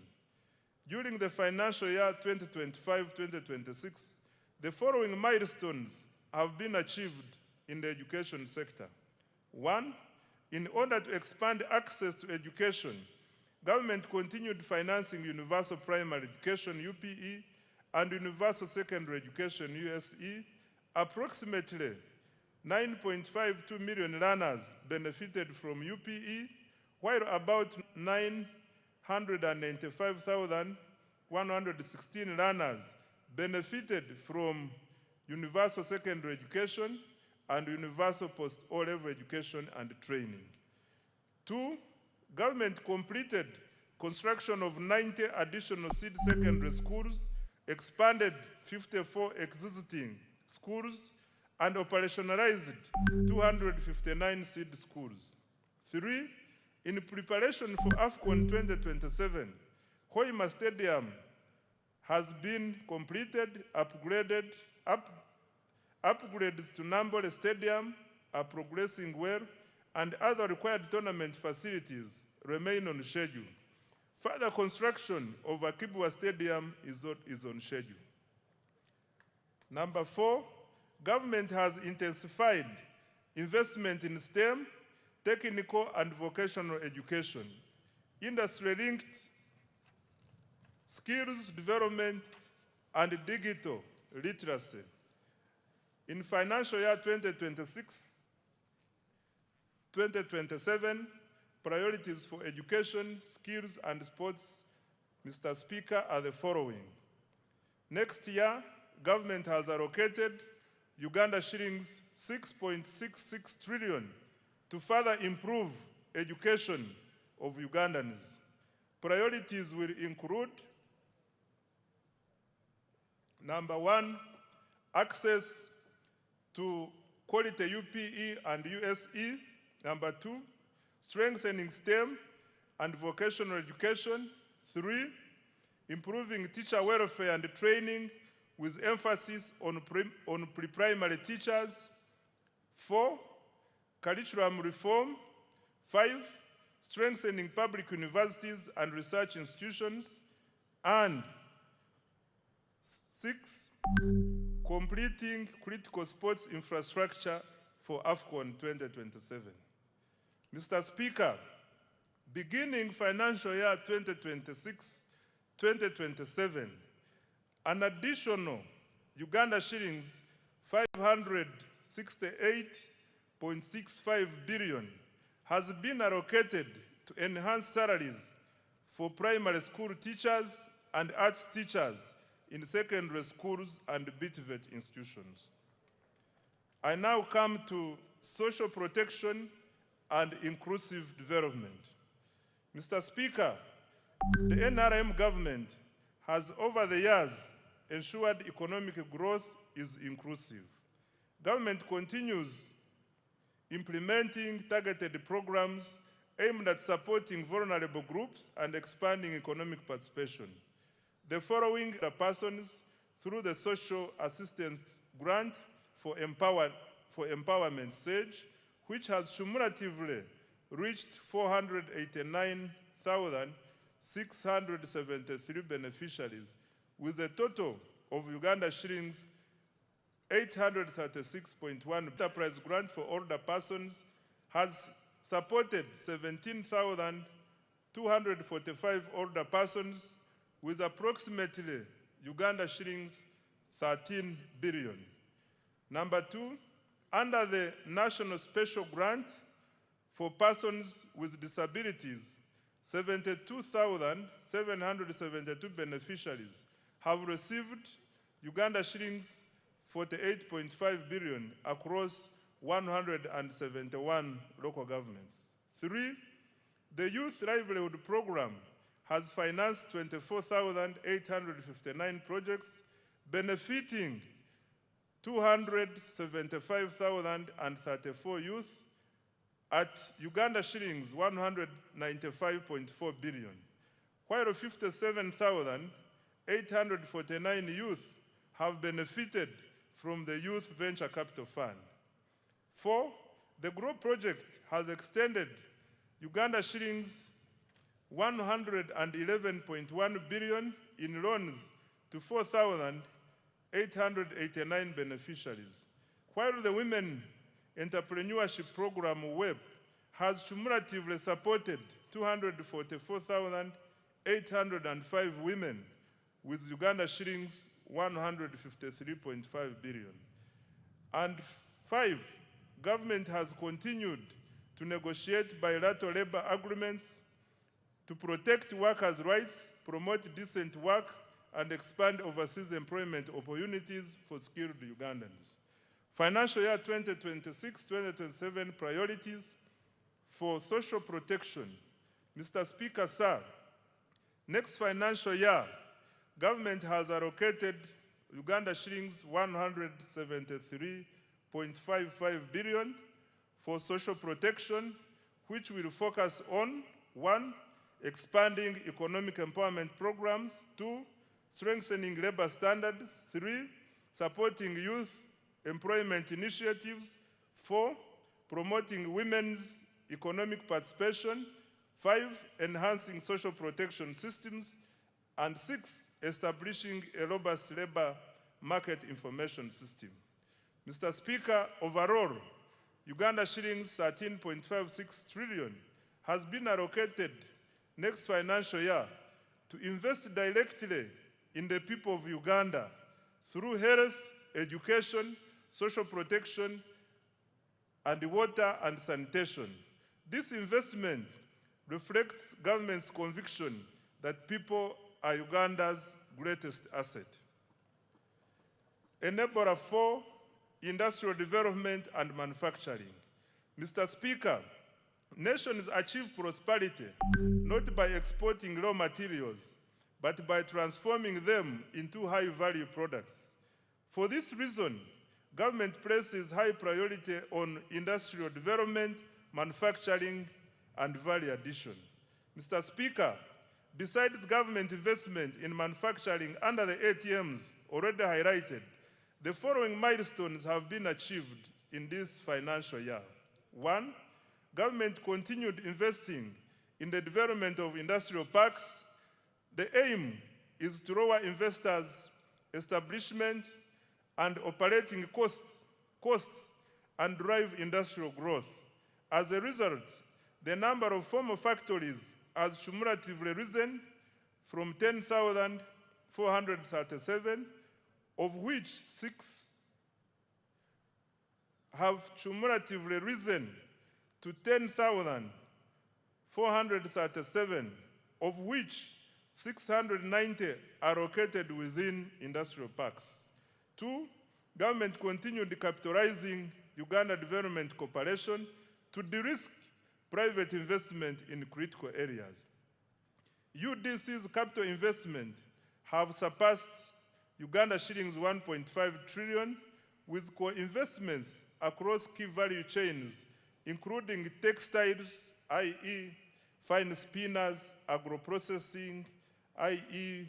Biyinzika Enterprises Limited, and Bukona Agro-Processing, and pharmaceuticals, East African Medical Vitals Sanga, Vetchem Limited, and Alphasan Uganda Limited.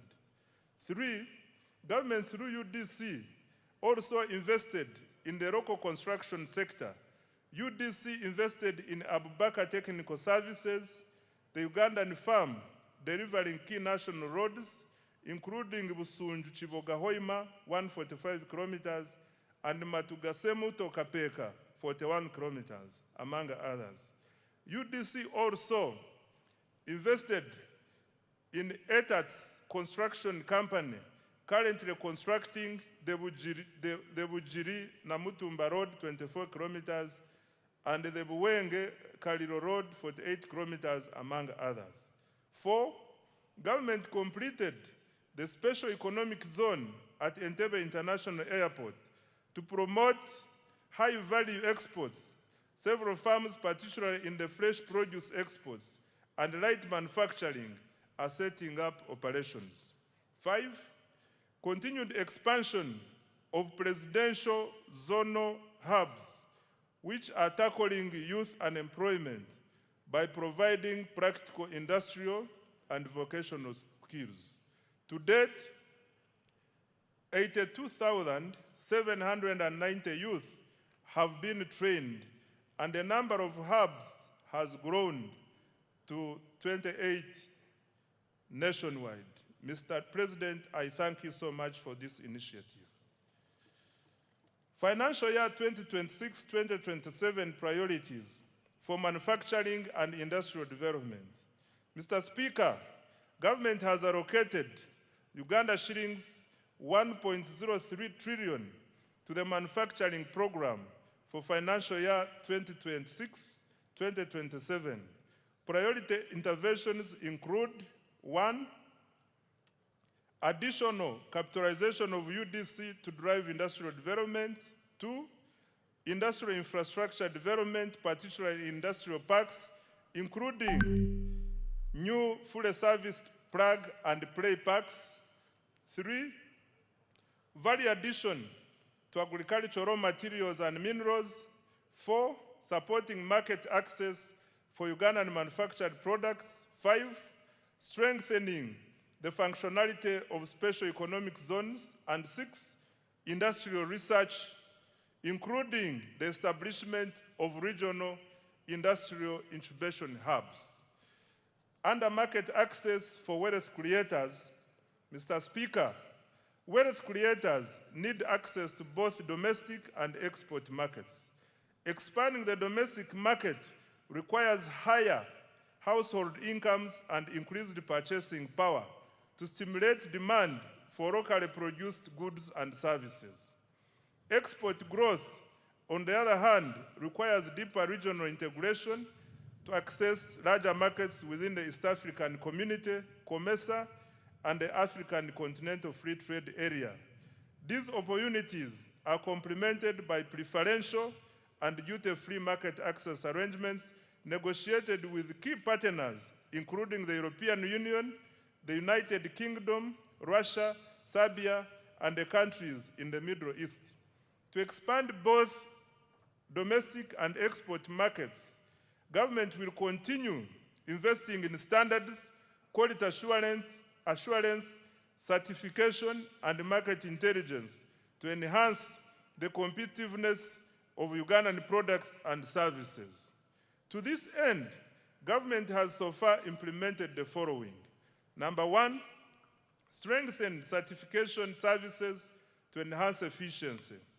Additional personnel have been recruited and trained to increase capacity of the Uganda National Bureau of Standards to undertake certification, surveillance, and enforcement of standards. Following automation, the turnaround time for import inspection reduced from 3 weeks to 4 hours. Production testing reduced from 30 days to 14 days. And product certification reduced from 180 days to 45 days. 2, decentralization and modernized certification services to enhance access.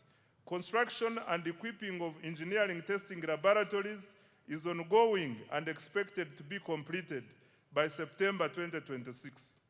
Government also commenced construction of regional laboratories in Mbale, Guru, and Mbarara. 3, developed 450 standards. Now come to environmental protection and disaster management. Mr. Speaker, sustainable management and use of natural resources, land, water, and environment, as well as effective response to climate change, are essential for boosting productivity and value addition. To cushion Ugandans and our economy from climate shocks, government invested Uganda shillings 9.6 billion this financial year in early warning systems, hazard mitigation, and emergency relief items for affected households. Government also invested heavily in water for production facilities to protect our farmers during drought. Mr. Speaker, sir, in order to protect and restore wetlands, government undertook the demarcation of 104 kilometers of wetland boundaries and restored 15,000 hectares of degraded wetlands.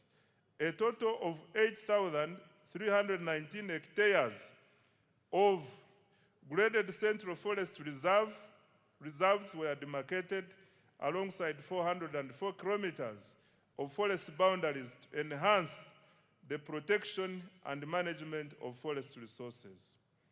Mr. Speaker, the safeguard of our environment and adapt to climate change, government has, Mr. Speaker, to safeguard our environment and adapt to climate change, government has allocated Uganda shillings 494.08 billion next financial year. These funds will protect 1.26 million hectares of forest reserves and wetlands, restore 10,000 hectares of degraded wetlands, and demarcate critical river banks and lake shores, particularly along the Nile. We will also upgrade meteorological services and early warning systems to deliver accurate forecasts for agriculture, aviation, and climate monitoring. In addition, Uganda shillings 361.88 billion has been allocated to the contingency fund to strengthen our national disaster response next financial year. I now come to administration of justice. Mr. Speaker, under the administration of justice program, the following achievements were recorded.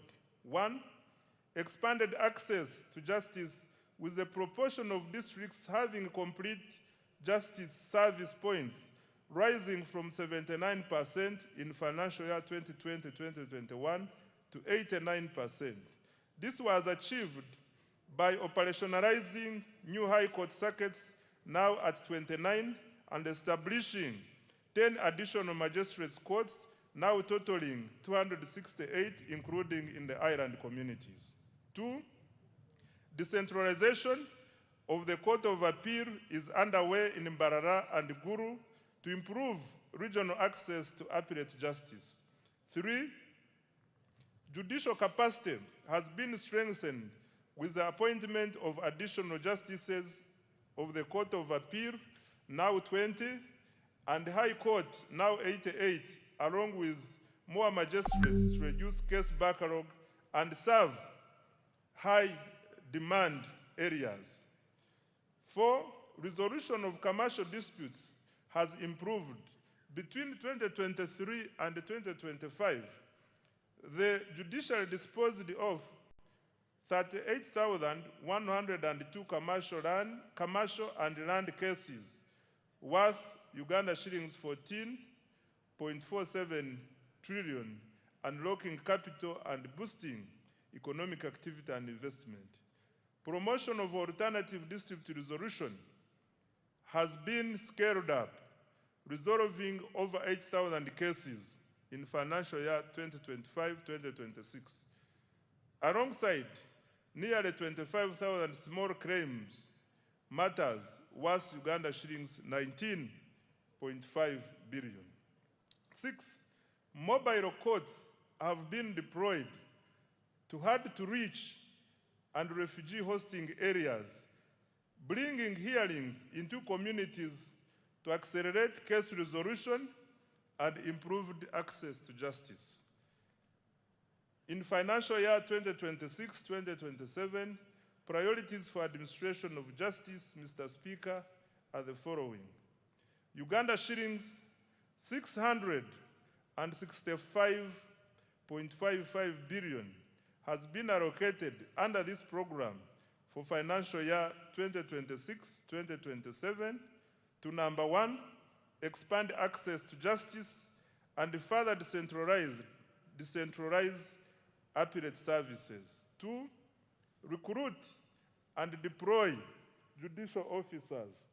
3, reduce case backlog through alternative dispute resolution and mobile courts. 4, digitize courts, case management and e-filing. 5, strengthen prosecution, forensic services and anti-corruption efforts. And 6, upgrade court infrastructure and circuit operations. I now come to legislation and oversight.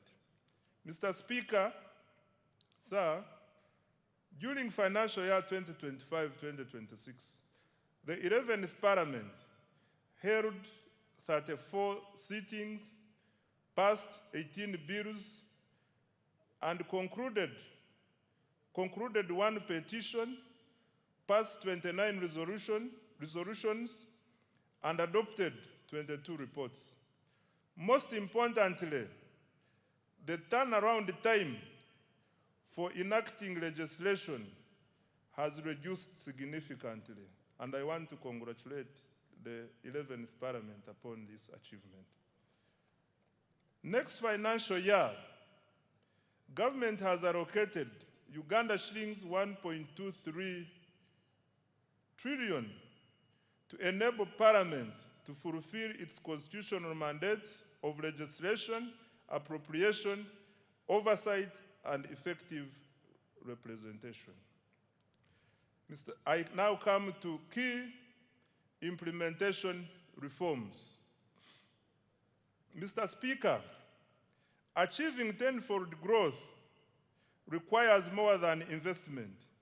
It requires discipline, it requires accountability, it requires efficiency, and it requires integrity. Government will therefore undertake a comprehensive implementation reform agenda aimed at eliminating waste, corruption, delays, and inefficiency. In this regard, government is implementing a cleanup. This means enforcement of the laws and regulations to ensure institutional effectiveness, leading to improved service delivery and public trust. The specific priorities in the cleanup include: 1, enforcement of budget discipline and accountability. In financial year 2026-2027, going forward, as part of the performance contracts, all accounting officers will sign a budget discipline and accountability charter, which provides for sanctions against breaches of accountability rules in planning, budgeting, and execution of public resources. 2, combating corruption through procurement reforms, digitization, strengthening internal controls and audits, and ensuring transparency to facilitate accountability. 3, continued enforcement of trade order and traffic discipline to promote safe, orderly, and livable cities and urban centers and improve the safety of public transport.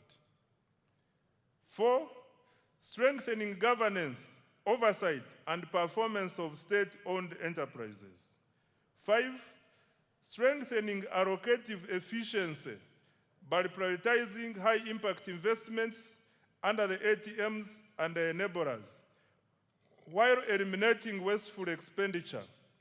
To this end, as guided by His Excellency the President, state-funded celebrations on public holidays will be suspended except without official ceremonies. 6, centralizing the management of counterpart funding under the Treasury to safeguard funding for priority projects. 7, implement the Contributory Public Service Pension Fund to attain fiscal sustainability of the management of pension liabilities for government workers. I now come to the financing of the budget for financial year 2026-2027. The financing strategy for financial year 2026-2027. Mr. Speaker, the financing strategy for financial year 2026-2027 seeks to create additional fiscal space to finance government priorities while maintaining debt sustainability. This will be achieved through, number 1, strengthening tax administration and compliance. 2, introducing targeted tax policy measures to increase domestic revenue. 3, mobilizing concessional financing from development partners and international financial institutions. And 4, expanding alternative sources of financing, including public-private sector partnerships, venture capital, innovative instruments such as Sukuk, and listing of commercially viable public enterprises on the stock exchange. Resource envelope. Right Honorable Speaker, the total resource envelope for financial year 2026-2027 is 84,391,743,343,426 shillings. This is detailed as follows. 1, domestic revenues, Uganda shillings 45.96 trillion, of which 40.16 trillion is tax revenue, 4.02 trillion is non-tax revenue, 1.44 trillion is petroleum revenue, and 339.8 billion is local government revenue. 2, domestic borrowing, Uganda shillings 11.97 trillion. 3, domestic debt refinancing is Uganda shillings 13.97 trillion. External borrowing for general budget financing is Uganda shillings 1.22 trillion. And external financing for projects is Uganda shillings 11.27 trillion. Expenditure allocations. Mr. Speaker, a summary of the allocations of the above resources is as follows. 1, wages and salaries, Uganda shillings 9.709 trillion. 2, non-wage recurrent expenditure, Uganda shillings 33.276 trillion, which also includes operational funds for institutions, financing for all wealth creation funds, financing for science and technology investments, grants for education and health, medicines, maintenance of infrastructure, and interest payments, among others. 3, development expenditure, Uganda shillings 22.054 trillion. 4, domestic debt refinancing 13.967 trillion. 5, debt amortization, Uganda shillings 4.181 trillion. 6, domestic debt repayment to Bank of Uganda, Uganda shillings 547 billion. 7, domestic arrears, Uganda shillings 317 billion.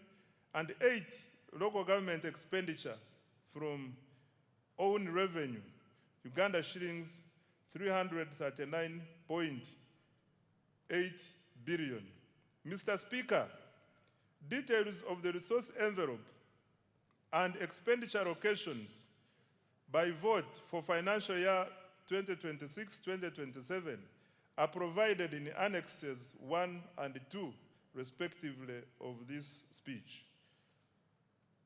The budget for financial year 2026-2027, totaling to 84.39 trillion, has therefore increased by Uganda shillings 2.78 trillion from the revised budget of Uganda shillings 81.61 trillion for financial year 2025-2026. I now come to the tax measures for financial year 2026-2027.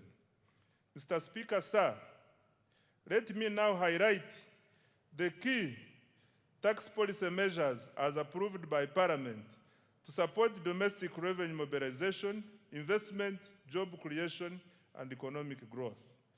Under income tax, Mr. Speaker, Parliament approved the following income tax measures. 1, extension of income tax exemption for Bujagali Energy Limited until 2032 to support affordable electricity tariffs at an estimated revenue cost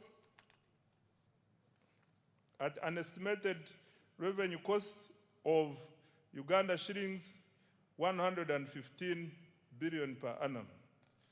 2, increase in the pay-as-you-earn threshold from Uganda shillings 235,000 to Uganda shillings 335,000 per month to raise take-home pay for low-income workers at an estimated revenue cost of Uganda shillings 96 billion. 3, introduction of a 5% withholding tax on payment of interest to foreign lending institutions to ensure equitable taxation of interest income. 4, provision for individuals to file and pay rental income tax monthly to improve voluntary compliance and reduce tax arrears. 5, introduction of a tax holiday for developers of hotels and other ultra-luxury tourism facilities investing at least United States dollars 10 million for foreign investors and United States dollars 5 million for Ugandan investors. 6, equalization of tax treatment of Tier 4 financial institutions by allowing deductions for provisioning for bad debts, thereby reducing. Under value-added tax VAT, Mr. Speaker, Parliament approved the following VAT measures. 1, increase in the annual VAT threshold from Uganda shillings 150 million to Uganda shillings 300 million to ease compliance for small businesses and improve tax administration efficiency. This measure is projected to generate Uganda shillings 349 billion. 2, extension of VAT deferment to inputs used in iron ore processing to support mineral value addition and industrialization. Under excise duty, Mr. Speaker, Parliament approved the following excise duty measures. 1, increase in excise duty on diesel and petrol by Uganda shillings 200 per litre to generate Uganda shillings 450 billion in revenue. 2, increase in excise duties on selected products as follows. 1, alcoholic drinks like Uganda Waraji, Black Label, Cognat, and Amarula from Uganda shillings 1,700 to Uganda shillings 3,500 per liter to generate Uganda shillings 85 billion. 2, motorcycles at first registration from Uganda shillings 200,000 to Uganda shillings 500,000 to generate 26 billion. 3, single-use plastics from 2.5% or $70 per ton to 25% or $1,500 per ton to protect the environment and raise 10 billion. 4, cooking oil from Uganda shillings 200 to Uganda shillings 400 per liter to generate 25 billion. 5, cement from Uganda shillings 500 to Uganda shillings 750 per 50 kilograms per bag to generate 15 billion. And 6, sugar from Uganda shillings 100 to Uganda shillings 200 per kilogram to generate 25 billion. Introduction of excise duty on selected products as follows. 1, locally manufactured paints and varnishes at 3% or shillings 50 per liter or kilogram, whichever is higher, and imported paints and varnishes at 10% or Uganda shillings 2,000 per liter, whichever is higher, to generate 24 billion. And cooking fat at shillings 500 per liter or kilogram to generate 15 billion. On stamp duty, Mr. Speaker, a modest stamp duty has been introduced on the first registration and transfer of motor vehicles and motorcycles as follows. 1, motorcycles, tricycles, and quadricycles, Uganda shillings 30,000. And 2, any other motor vehicle, Uganda shillings 200,000. This will generate Uganda shillings 30 billion. Under the Tax Procedures Code Act, Mr. Speaker, Parliament approved the following tax relief measures. 1, waiver of principal tax, penalty, and interest owed by a taxpayer to URA as at 30th June 2016. 2, extension of the waiver of interest and penalties outstanding as at 30th June 2025, provided the principal tax is paid by 30th June 2027. On external trade, Mr. Speaker, Parliament approved an increase in environmental levy on imported used clothing from 15% to 30% of cost insurance and freight, CIF value, to support local manufacturing as well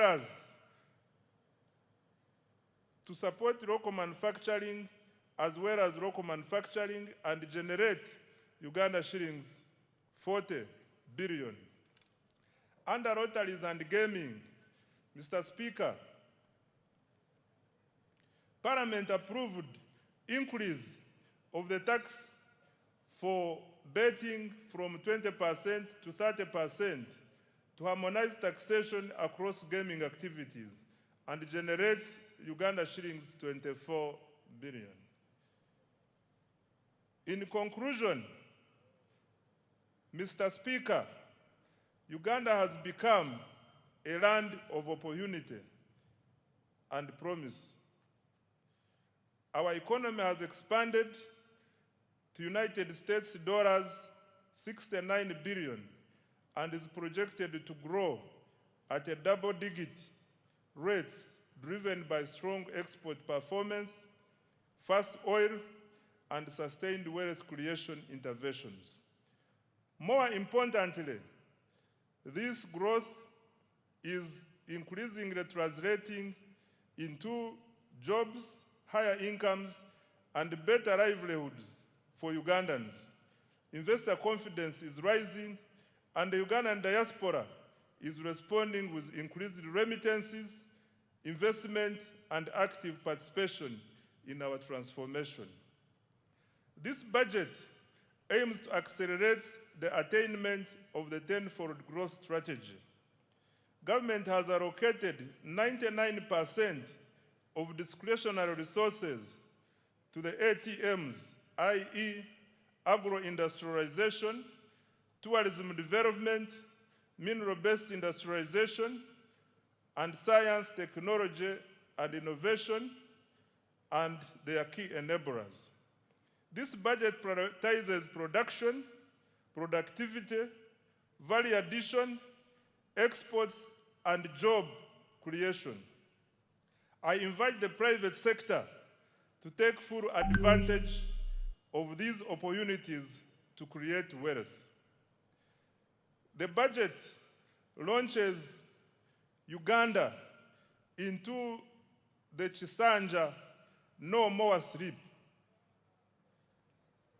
The budget launches Uganda into the Chisanja No More Sleep.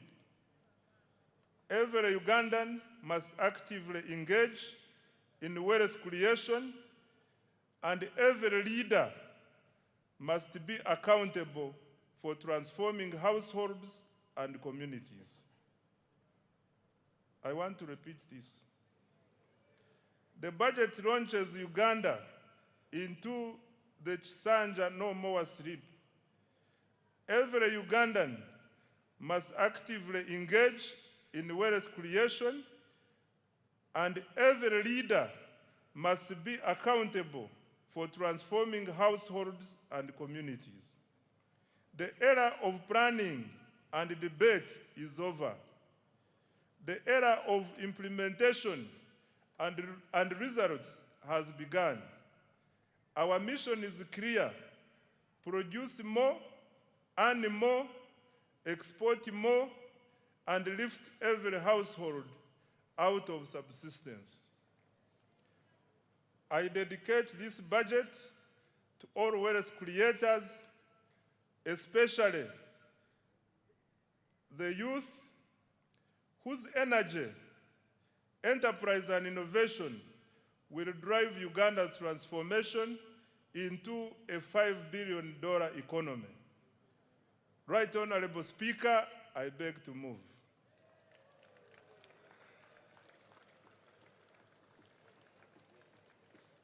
Thank you very, very much.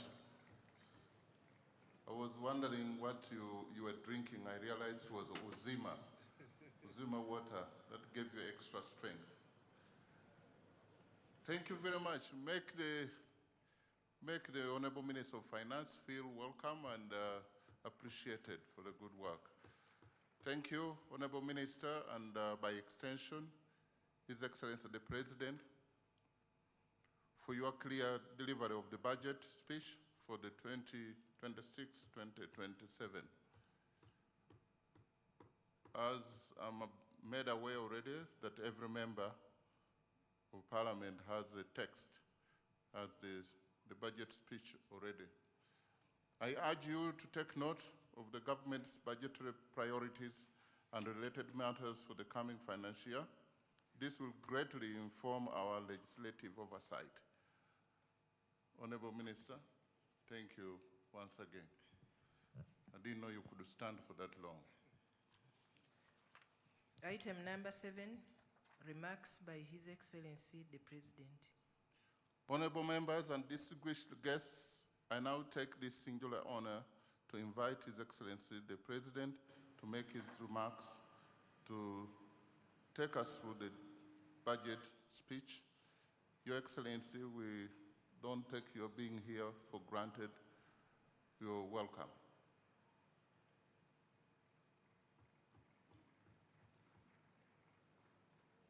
If you really want to stamp your feet, please do it. You have the permission of the chair, of the speaker. Thank you. The Her Excellency the Vice President, thank you so much. Her Excellency the Vice President, the Right Honorable Speaker of Parliament,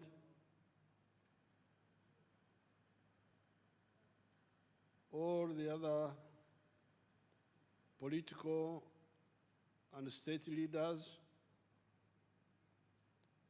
the religious leaders, diplomatic corps, and all Ugandans. You have heard how the economy is performing well in spite of many problems in the world. The economy is performing well because Uganda is a very rich country. We've got a lot of potential. I saw one of the people who like writing things here and there, trying to say that we are targeting many areas of support. And I think he was trying to say that in South Korea, they concentrated on electronics and vehicles. But this is because South Korea didn't have much. They concentrated on on the little they had. With us, we have got what South Korea has and much more than that. So that's why I really don't listen so much to people who are running around panicking and so on. What is crucial is clarity here within Uganda about our potential. And the next most important thing is the African market, because when you produce, you must sell. And Africa is our sure market, and then we can add other markets. So this growth of 6.4% is really still modest. As you heard, next year, the growth will go to 10.2% because of the petroleum.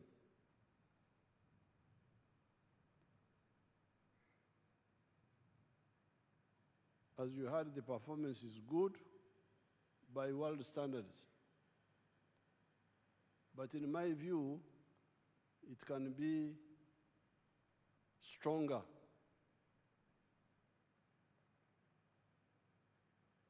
I have been,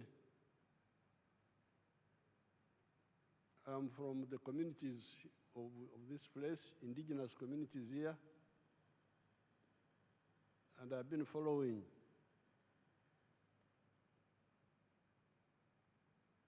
our developments for now 65 years, very closely. But what you need to know is that the aim of the NRM is not just growth, but transformation, socio-economic transformation. It is now, but before I talk about other things, I want us to solve this little problem of Ebola.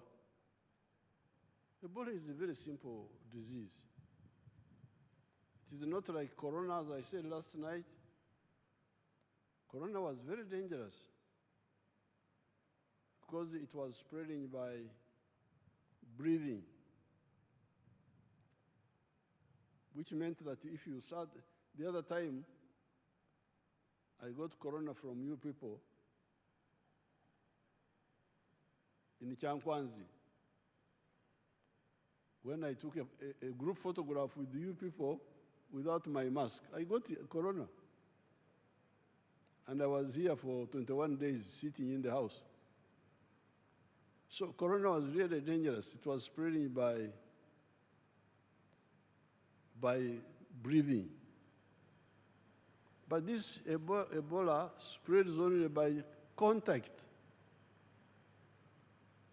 And contact, close contact with the sweat, with the vomit if they vomit, with the blood, sexual, kissing, saliva. When the person is already sick, not showing symptoms of sickness. So therefore, really, it can be stopped. We just need to get rid of the carelessness. As I told you last night, we have had 19 cases so far. 14 from our brothers in Congo, 14 of them who came. 2 died. But those who came early, 4 of them have already recovered, the Congolese. 4 have already recovered and been discharged. The others are also recovering. They are not, our people think no more of them will die. And the 2 people who died were the Congolese from the 14.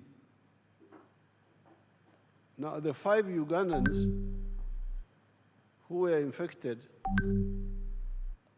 were the 4 health workers in one of the Kampala hospitals who handled the sick people without taking precautions. That's how 4 of them were infected. Carelessness. Now the 5th one, the Ugandan, was the taxi driver who drove the sick man from Hoima to here. I don't know whether he was greeting him or what, because just driving, if he sits in his chair and you sit in yours, why should he infect you? But fortunately, that driver has now recovered. So of the 4 who recovered, 4 of the 5 who recovered, 4 are Congolese, 1 is a Ugandan. And the 2 who died were all our Congolese brothers. So, and in the last 5 days, there's been no new case. This is very simple. I'm really, I don't like people who don't take life seriously. Because if you want to achieve what you want to achieve, you must be very serious with your life.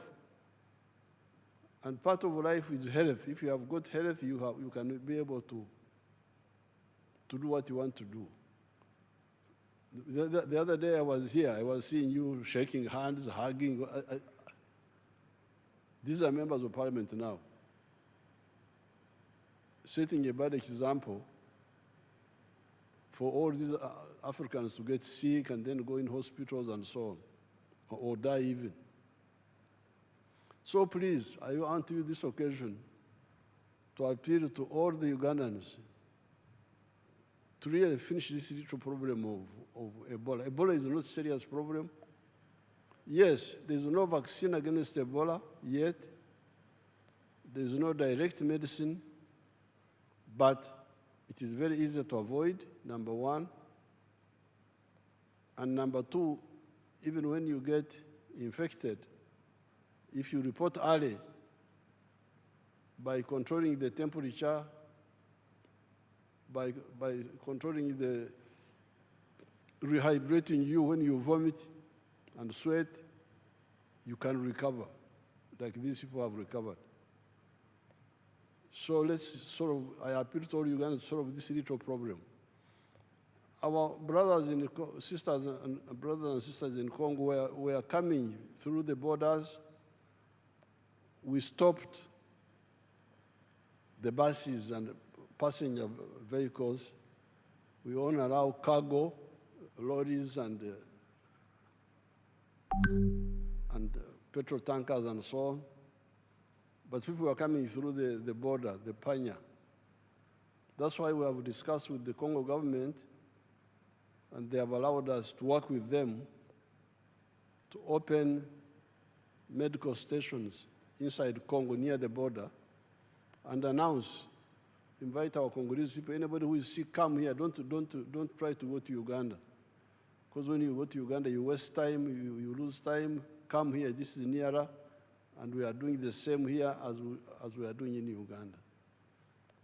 So we hope to finish this little problem of Ebola. But you need to set example, shaking hands, hugging. Then these pastors that they are blessing people, as if God is deaf. You can pray, God will hear you without touching people, the health workers. Many of them have died in Congo. That's what I hear. Many of these pastors. Some of the people who were the pastors blessing people.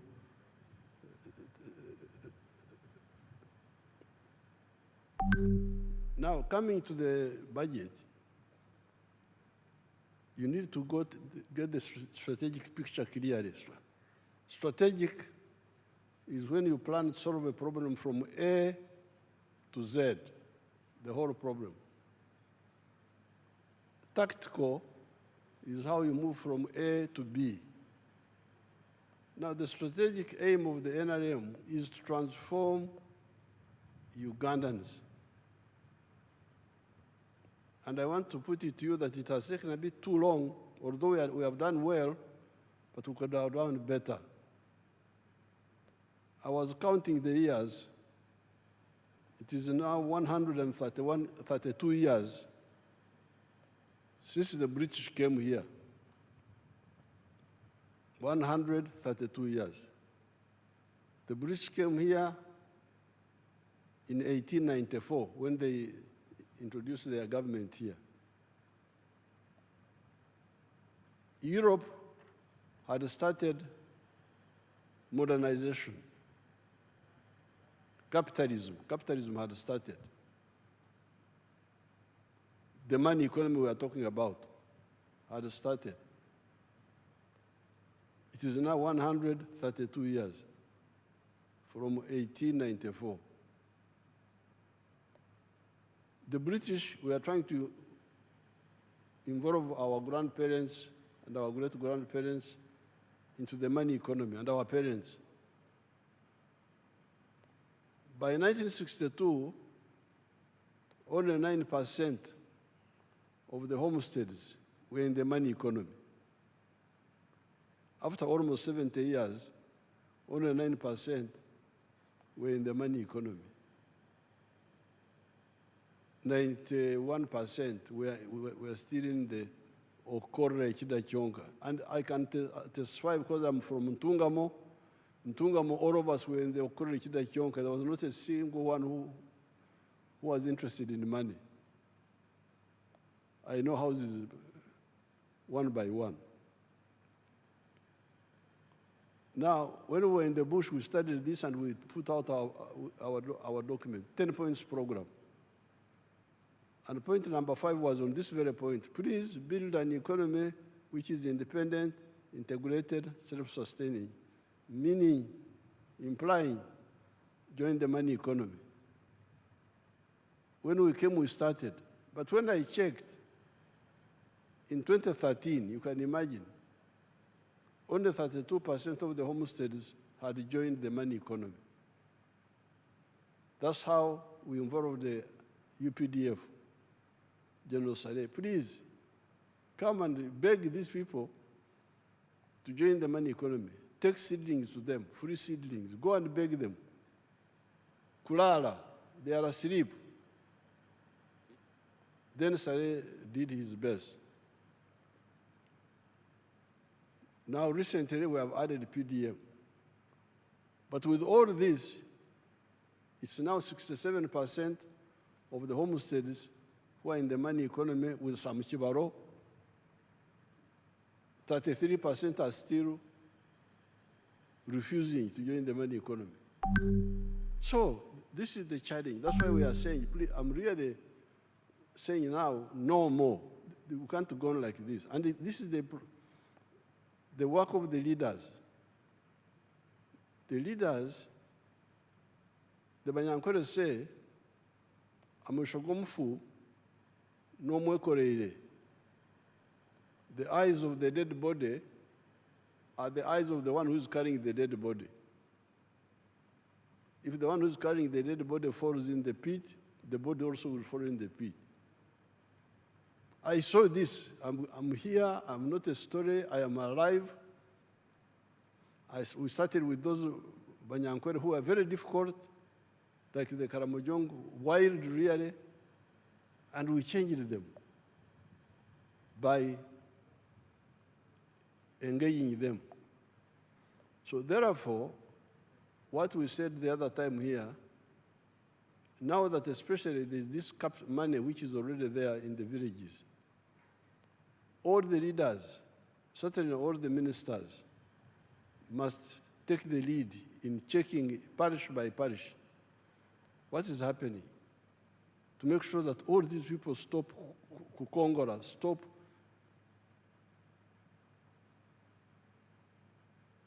cheating us. We work, they don't work. They are there, but they want services. They want medicine, they want education, they want security, but they don't contribute. They're just sitting there in their homes and not engaging in the money economy. So although we have done very well, this very good performance the minister is talking about is by the 67% now. And all of them, not necessarily with the Chibaro. Some of them do without the Chibaro. But there are 33% who are Wako Pembeni, they are on the side. Suppose they were also part of this, would be much further. And as the minister, Msasi, told you, these people joining the money economy is crucial for two reasons. First of all, they get income. They get income, which means that their purchasing power goes up. Part of the problem of the purchasing power being low is because they don't have income.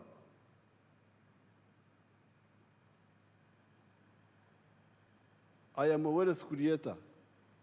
I produce milk. But if you look at the figures, the production of milk is now as I was telling you the other day, 5.4 billion liters. But the internal consumption here is only 800 million liters. So that's why you hear we say there's too much milk in Uganda, we must export. But this is an artificial situation. Because with 48 million people, if each one was drinking the milk you're supposed to drink, 210 liters per year, so that you keep mouth in your teeth, you keep your bones, would need 9.6 billion liters of milk. What we are producing now would not be enough. So we are saying there's surplus milk because there is underconsumption. Why is there underconsumption? Because people have no money. They can't buy. The per capita consumption now of milk is now 60 liters. 1/3 of what a human body needs. But this has gone up because in 1986, it was 18 liters. You can imagine. That's why people have no teeth in their mouth, because there's no, the teeth have gone out because they don't have enough calcium. So therefore, this budget is no more Kongora. No more Kongora. No, Kongora is when you work and others just lean on the hoe in the village. No more.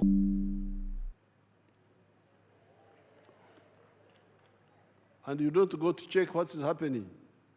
I would ask you, the Attorney General, to see how I can deal with you also.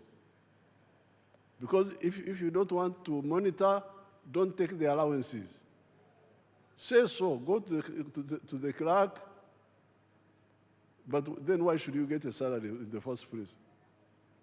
So it seems I've got a legal basis where to demand performance from both the NRM and also the opposition. As long as you are getting money of the government, you must check.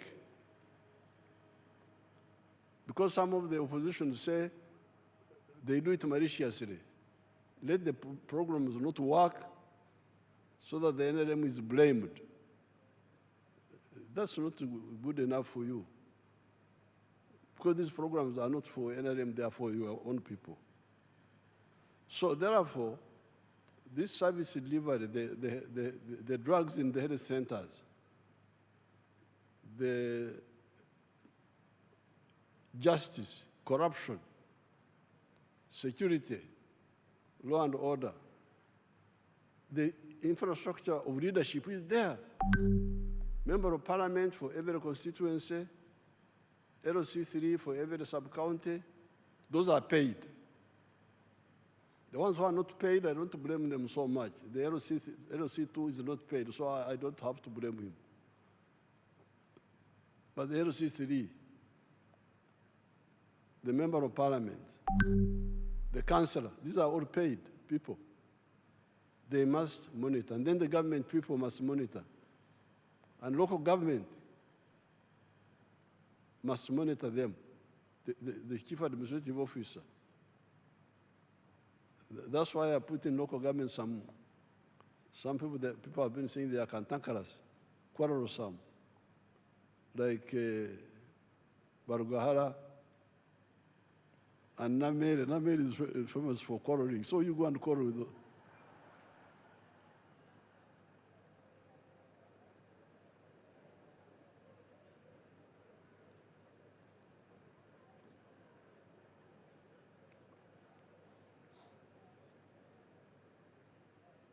Because when I went to Masaka to defend Namere, because I had to go there, say, "Uyu mwana baba mkuza batya, tana mpisa." I said that, but if the lack of mpisa is to, because in Uganda, if you say a thief, and you say you are a thief, tana mpisa. They say you should have kept quiet, the Mpisa. This is how you are going to destroy the country. So please, both for economy, but also for service delivery, the leaders must do their work. Fortunately, we are going to get, apart from this money which Musasi is getting from all those taxes, we are going to get also the oil money. The government will be getting an extra $1.5 billion per year as its share of the government money. Now, I'll discuss with you how to save this money, first of all, to create a sovereign fund so that it can earn money, because that's how some countries like Norway have used their money very well. Instead of using it to buy perfumes and so on, and whiskers, they put their money somewhere and it is gaining interest. But we need to use some of it to do the crucial infrastructure, like the railway. We need to have the railway with Kenya and with Tanzania and with Congo and South Sudan and Rwanda, the ones near us, so that all heavy cargo moves from the road to the railway. Then the petroleum products move from the road to the pipeline. That will leave only the light cargo and passengers on the road. And the economics there, you had Musas telling you that it will bring down the cost of transport, of cargo, from 3,000 something to something much less. I'm saying all this so that we harmonize and don't have to waste time arguing, because sometimes we waste time. So we have done well, but we can do much better. Uganda is a very rich country. Now, finally, I'll get time and talk about the environment and the trade order, where we had to remove some of our people from the roadsides and all that chaos which was here. I want to really you people to support this. Don't go on with the cheap politics of misleading our people. Because a country is like a human body. This human body has got many systems which must work in the way God designed them. Breathing, you breathe. There is a whole system, how you breathe.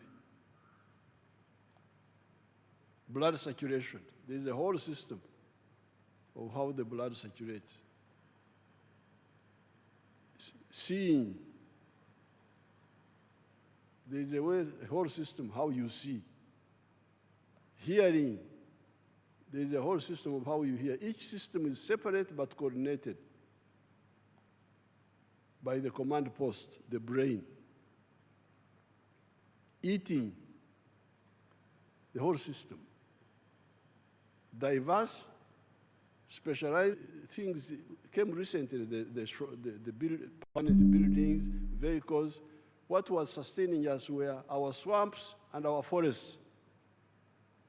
Even when our level of science was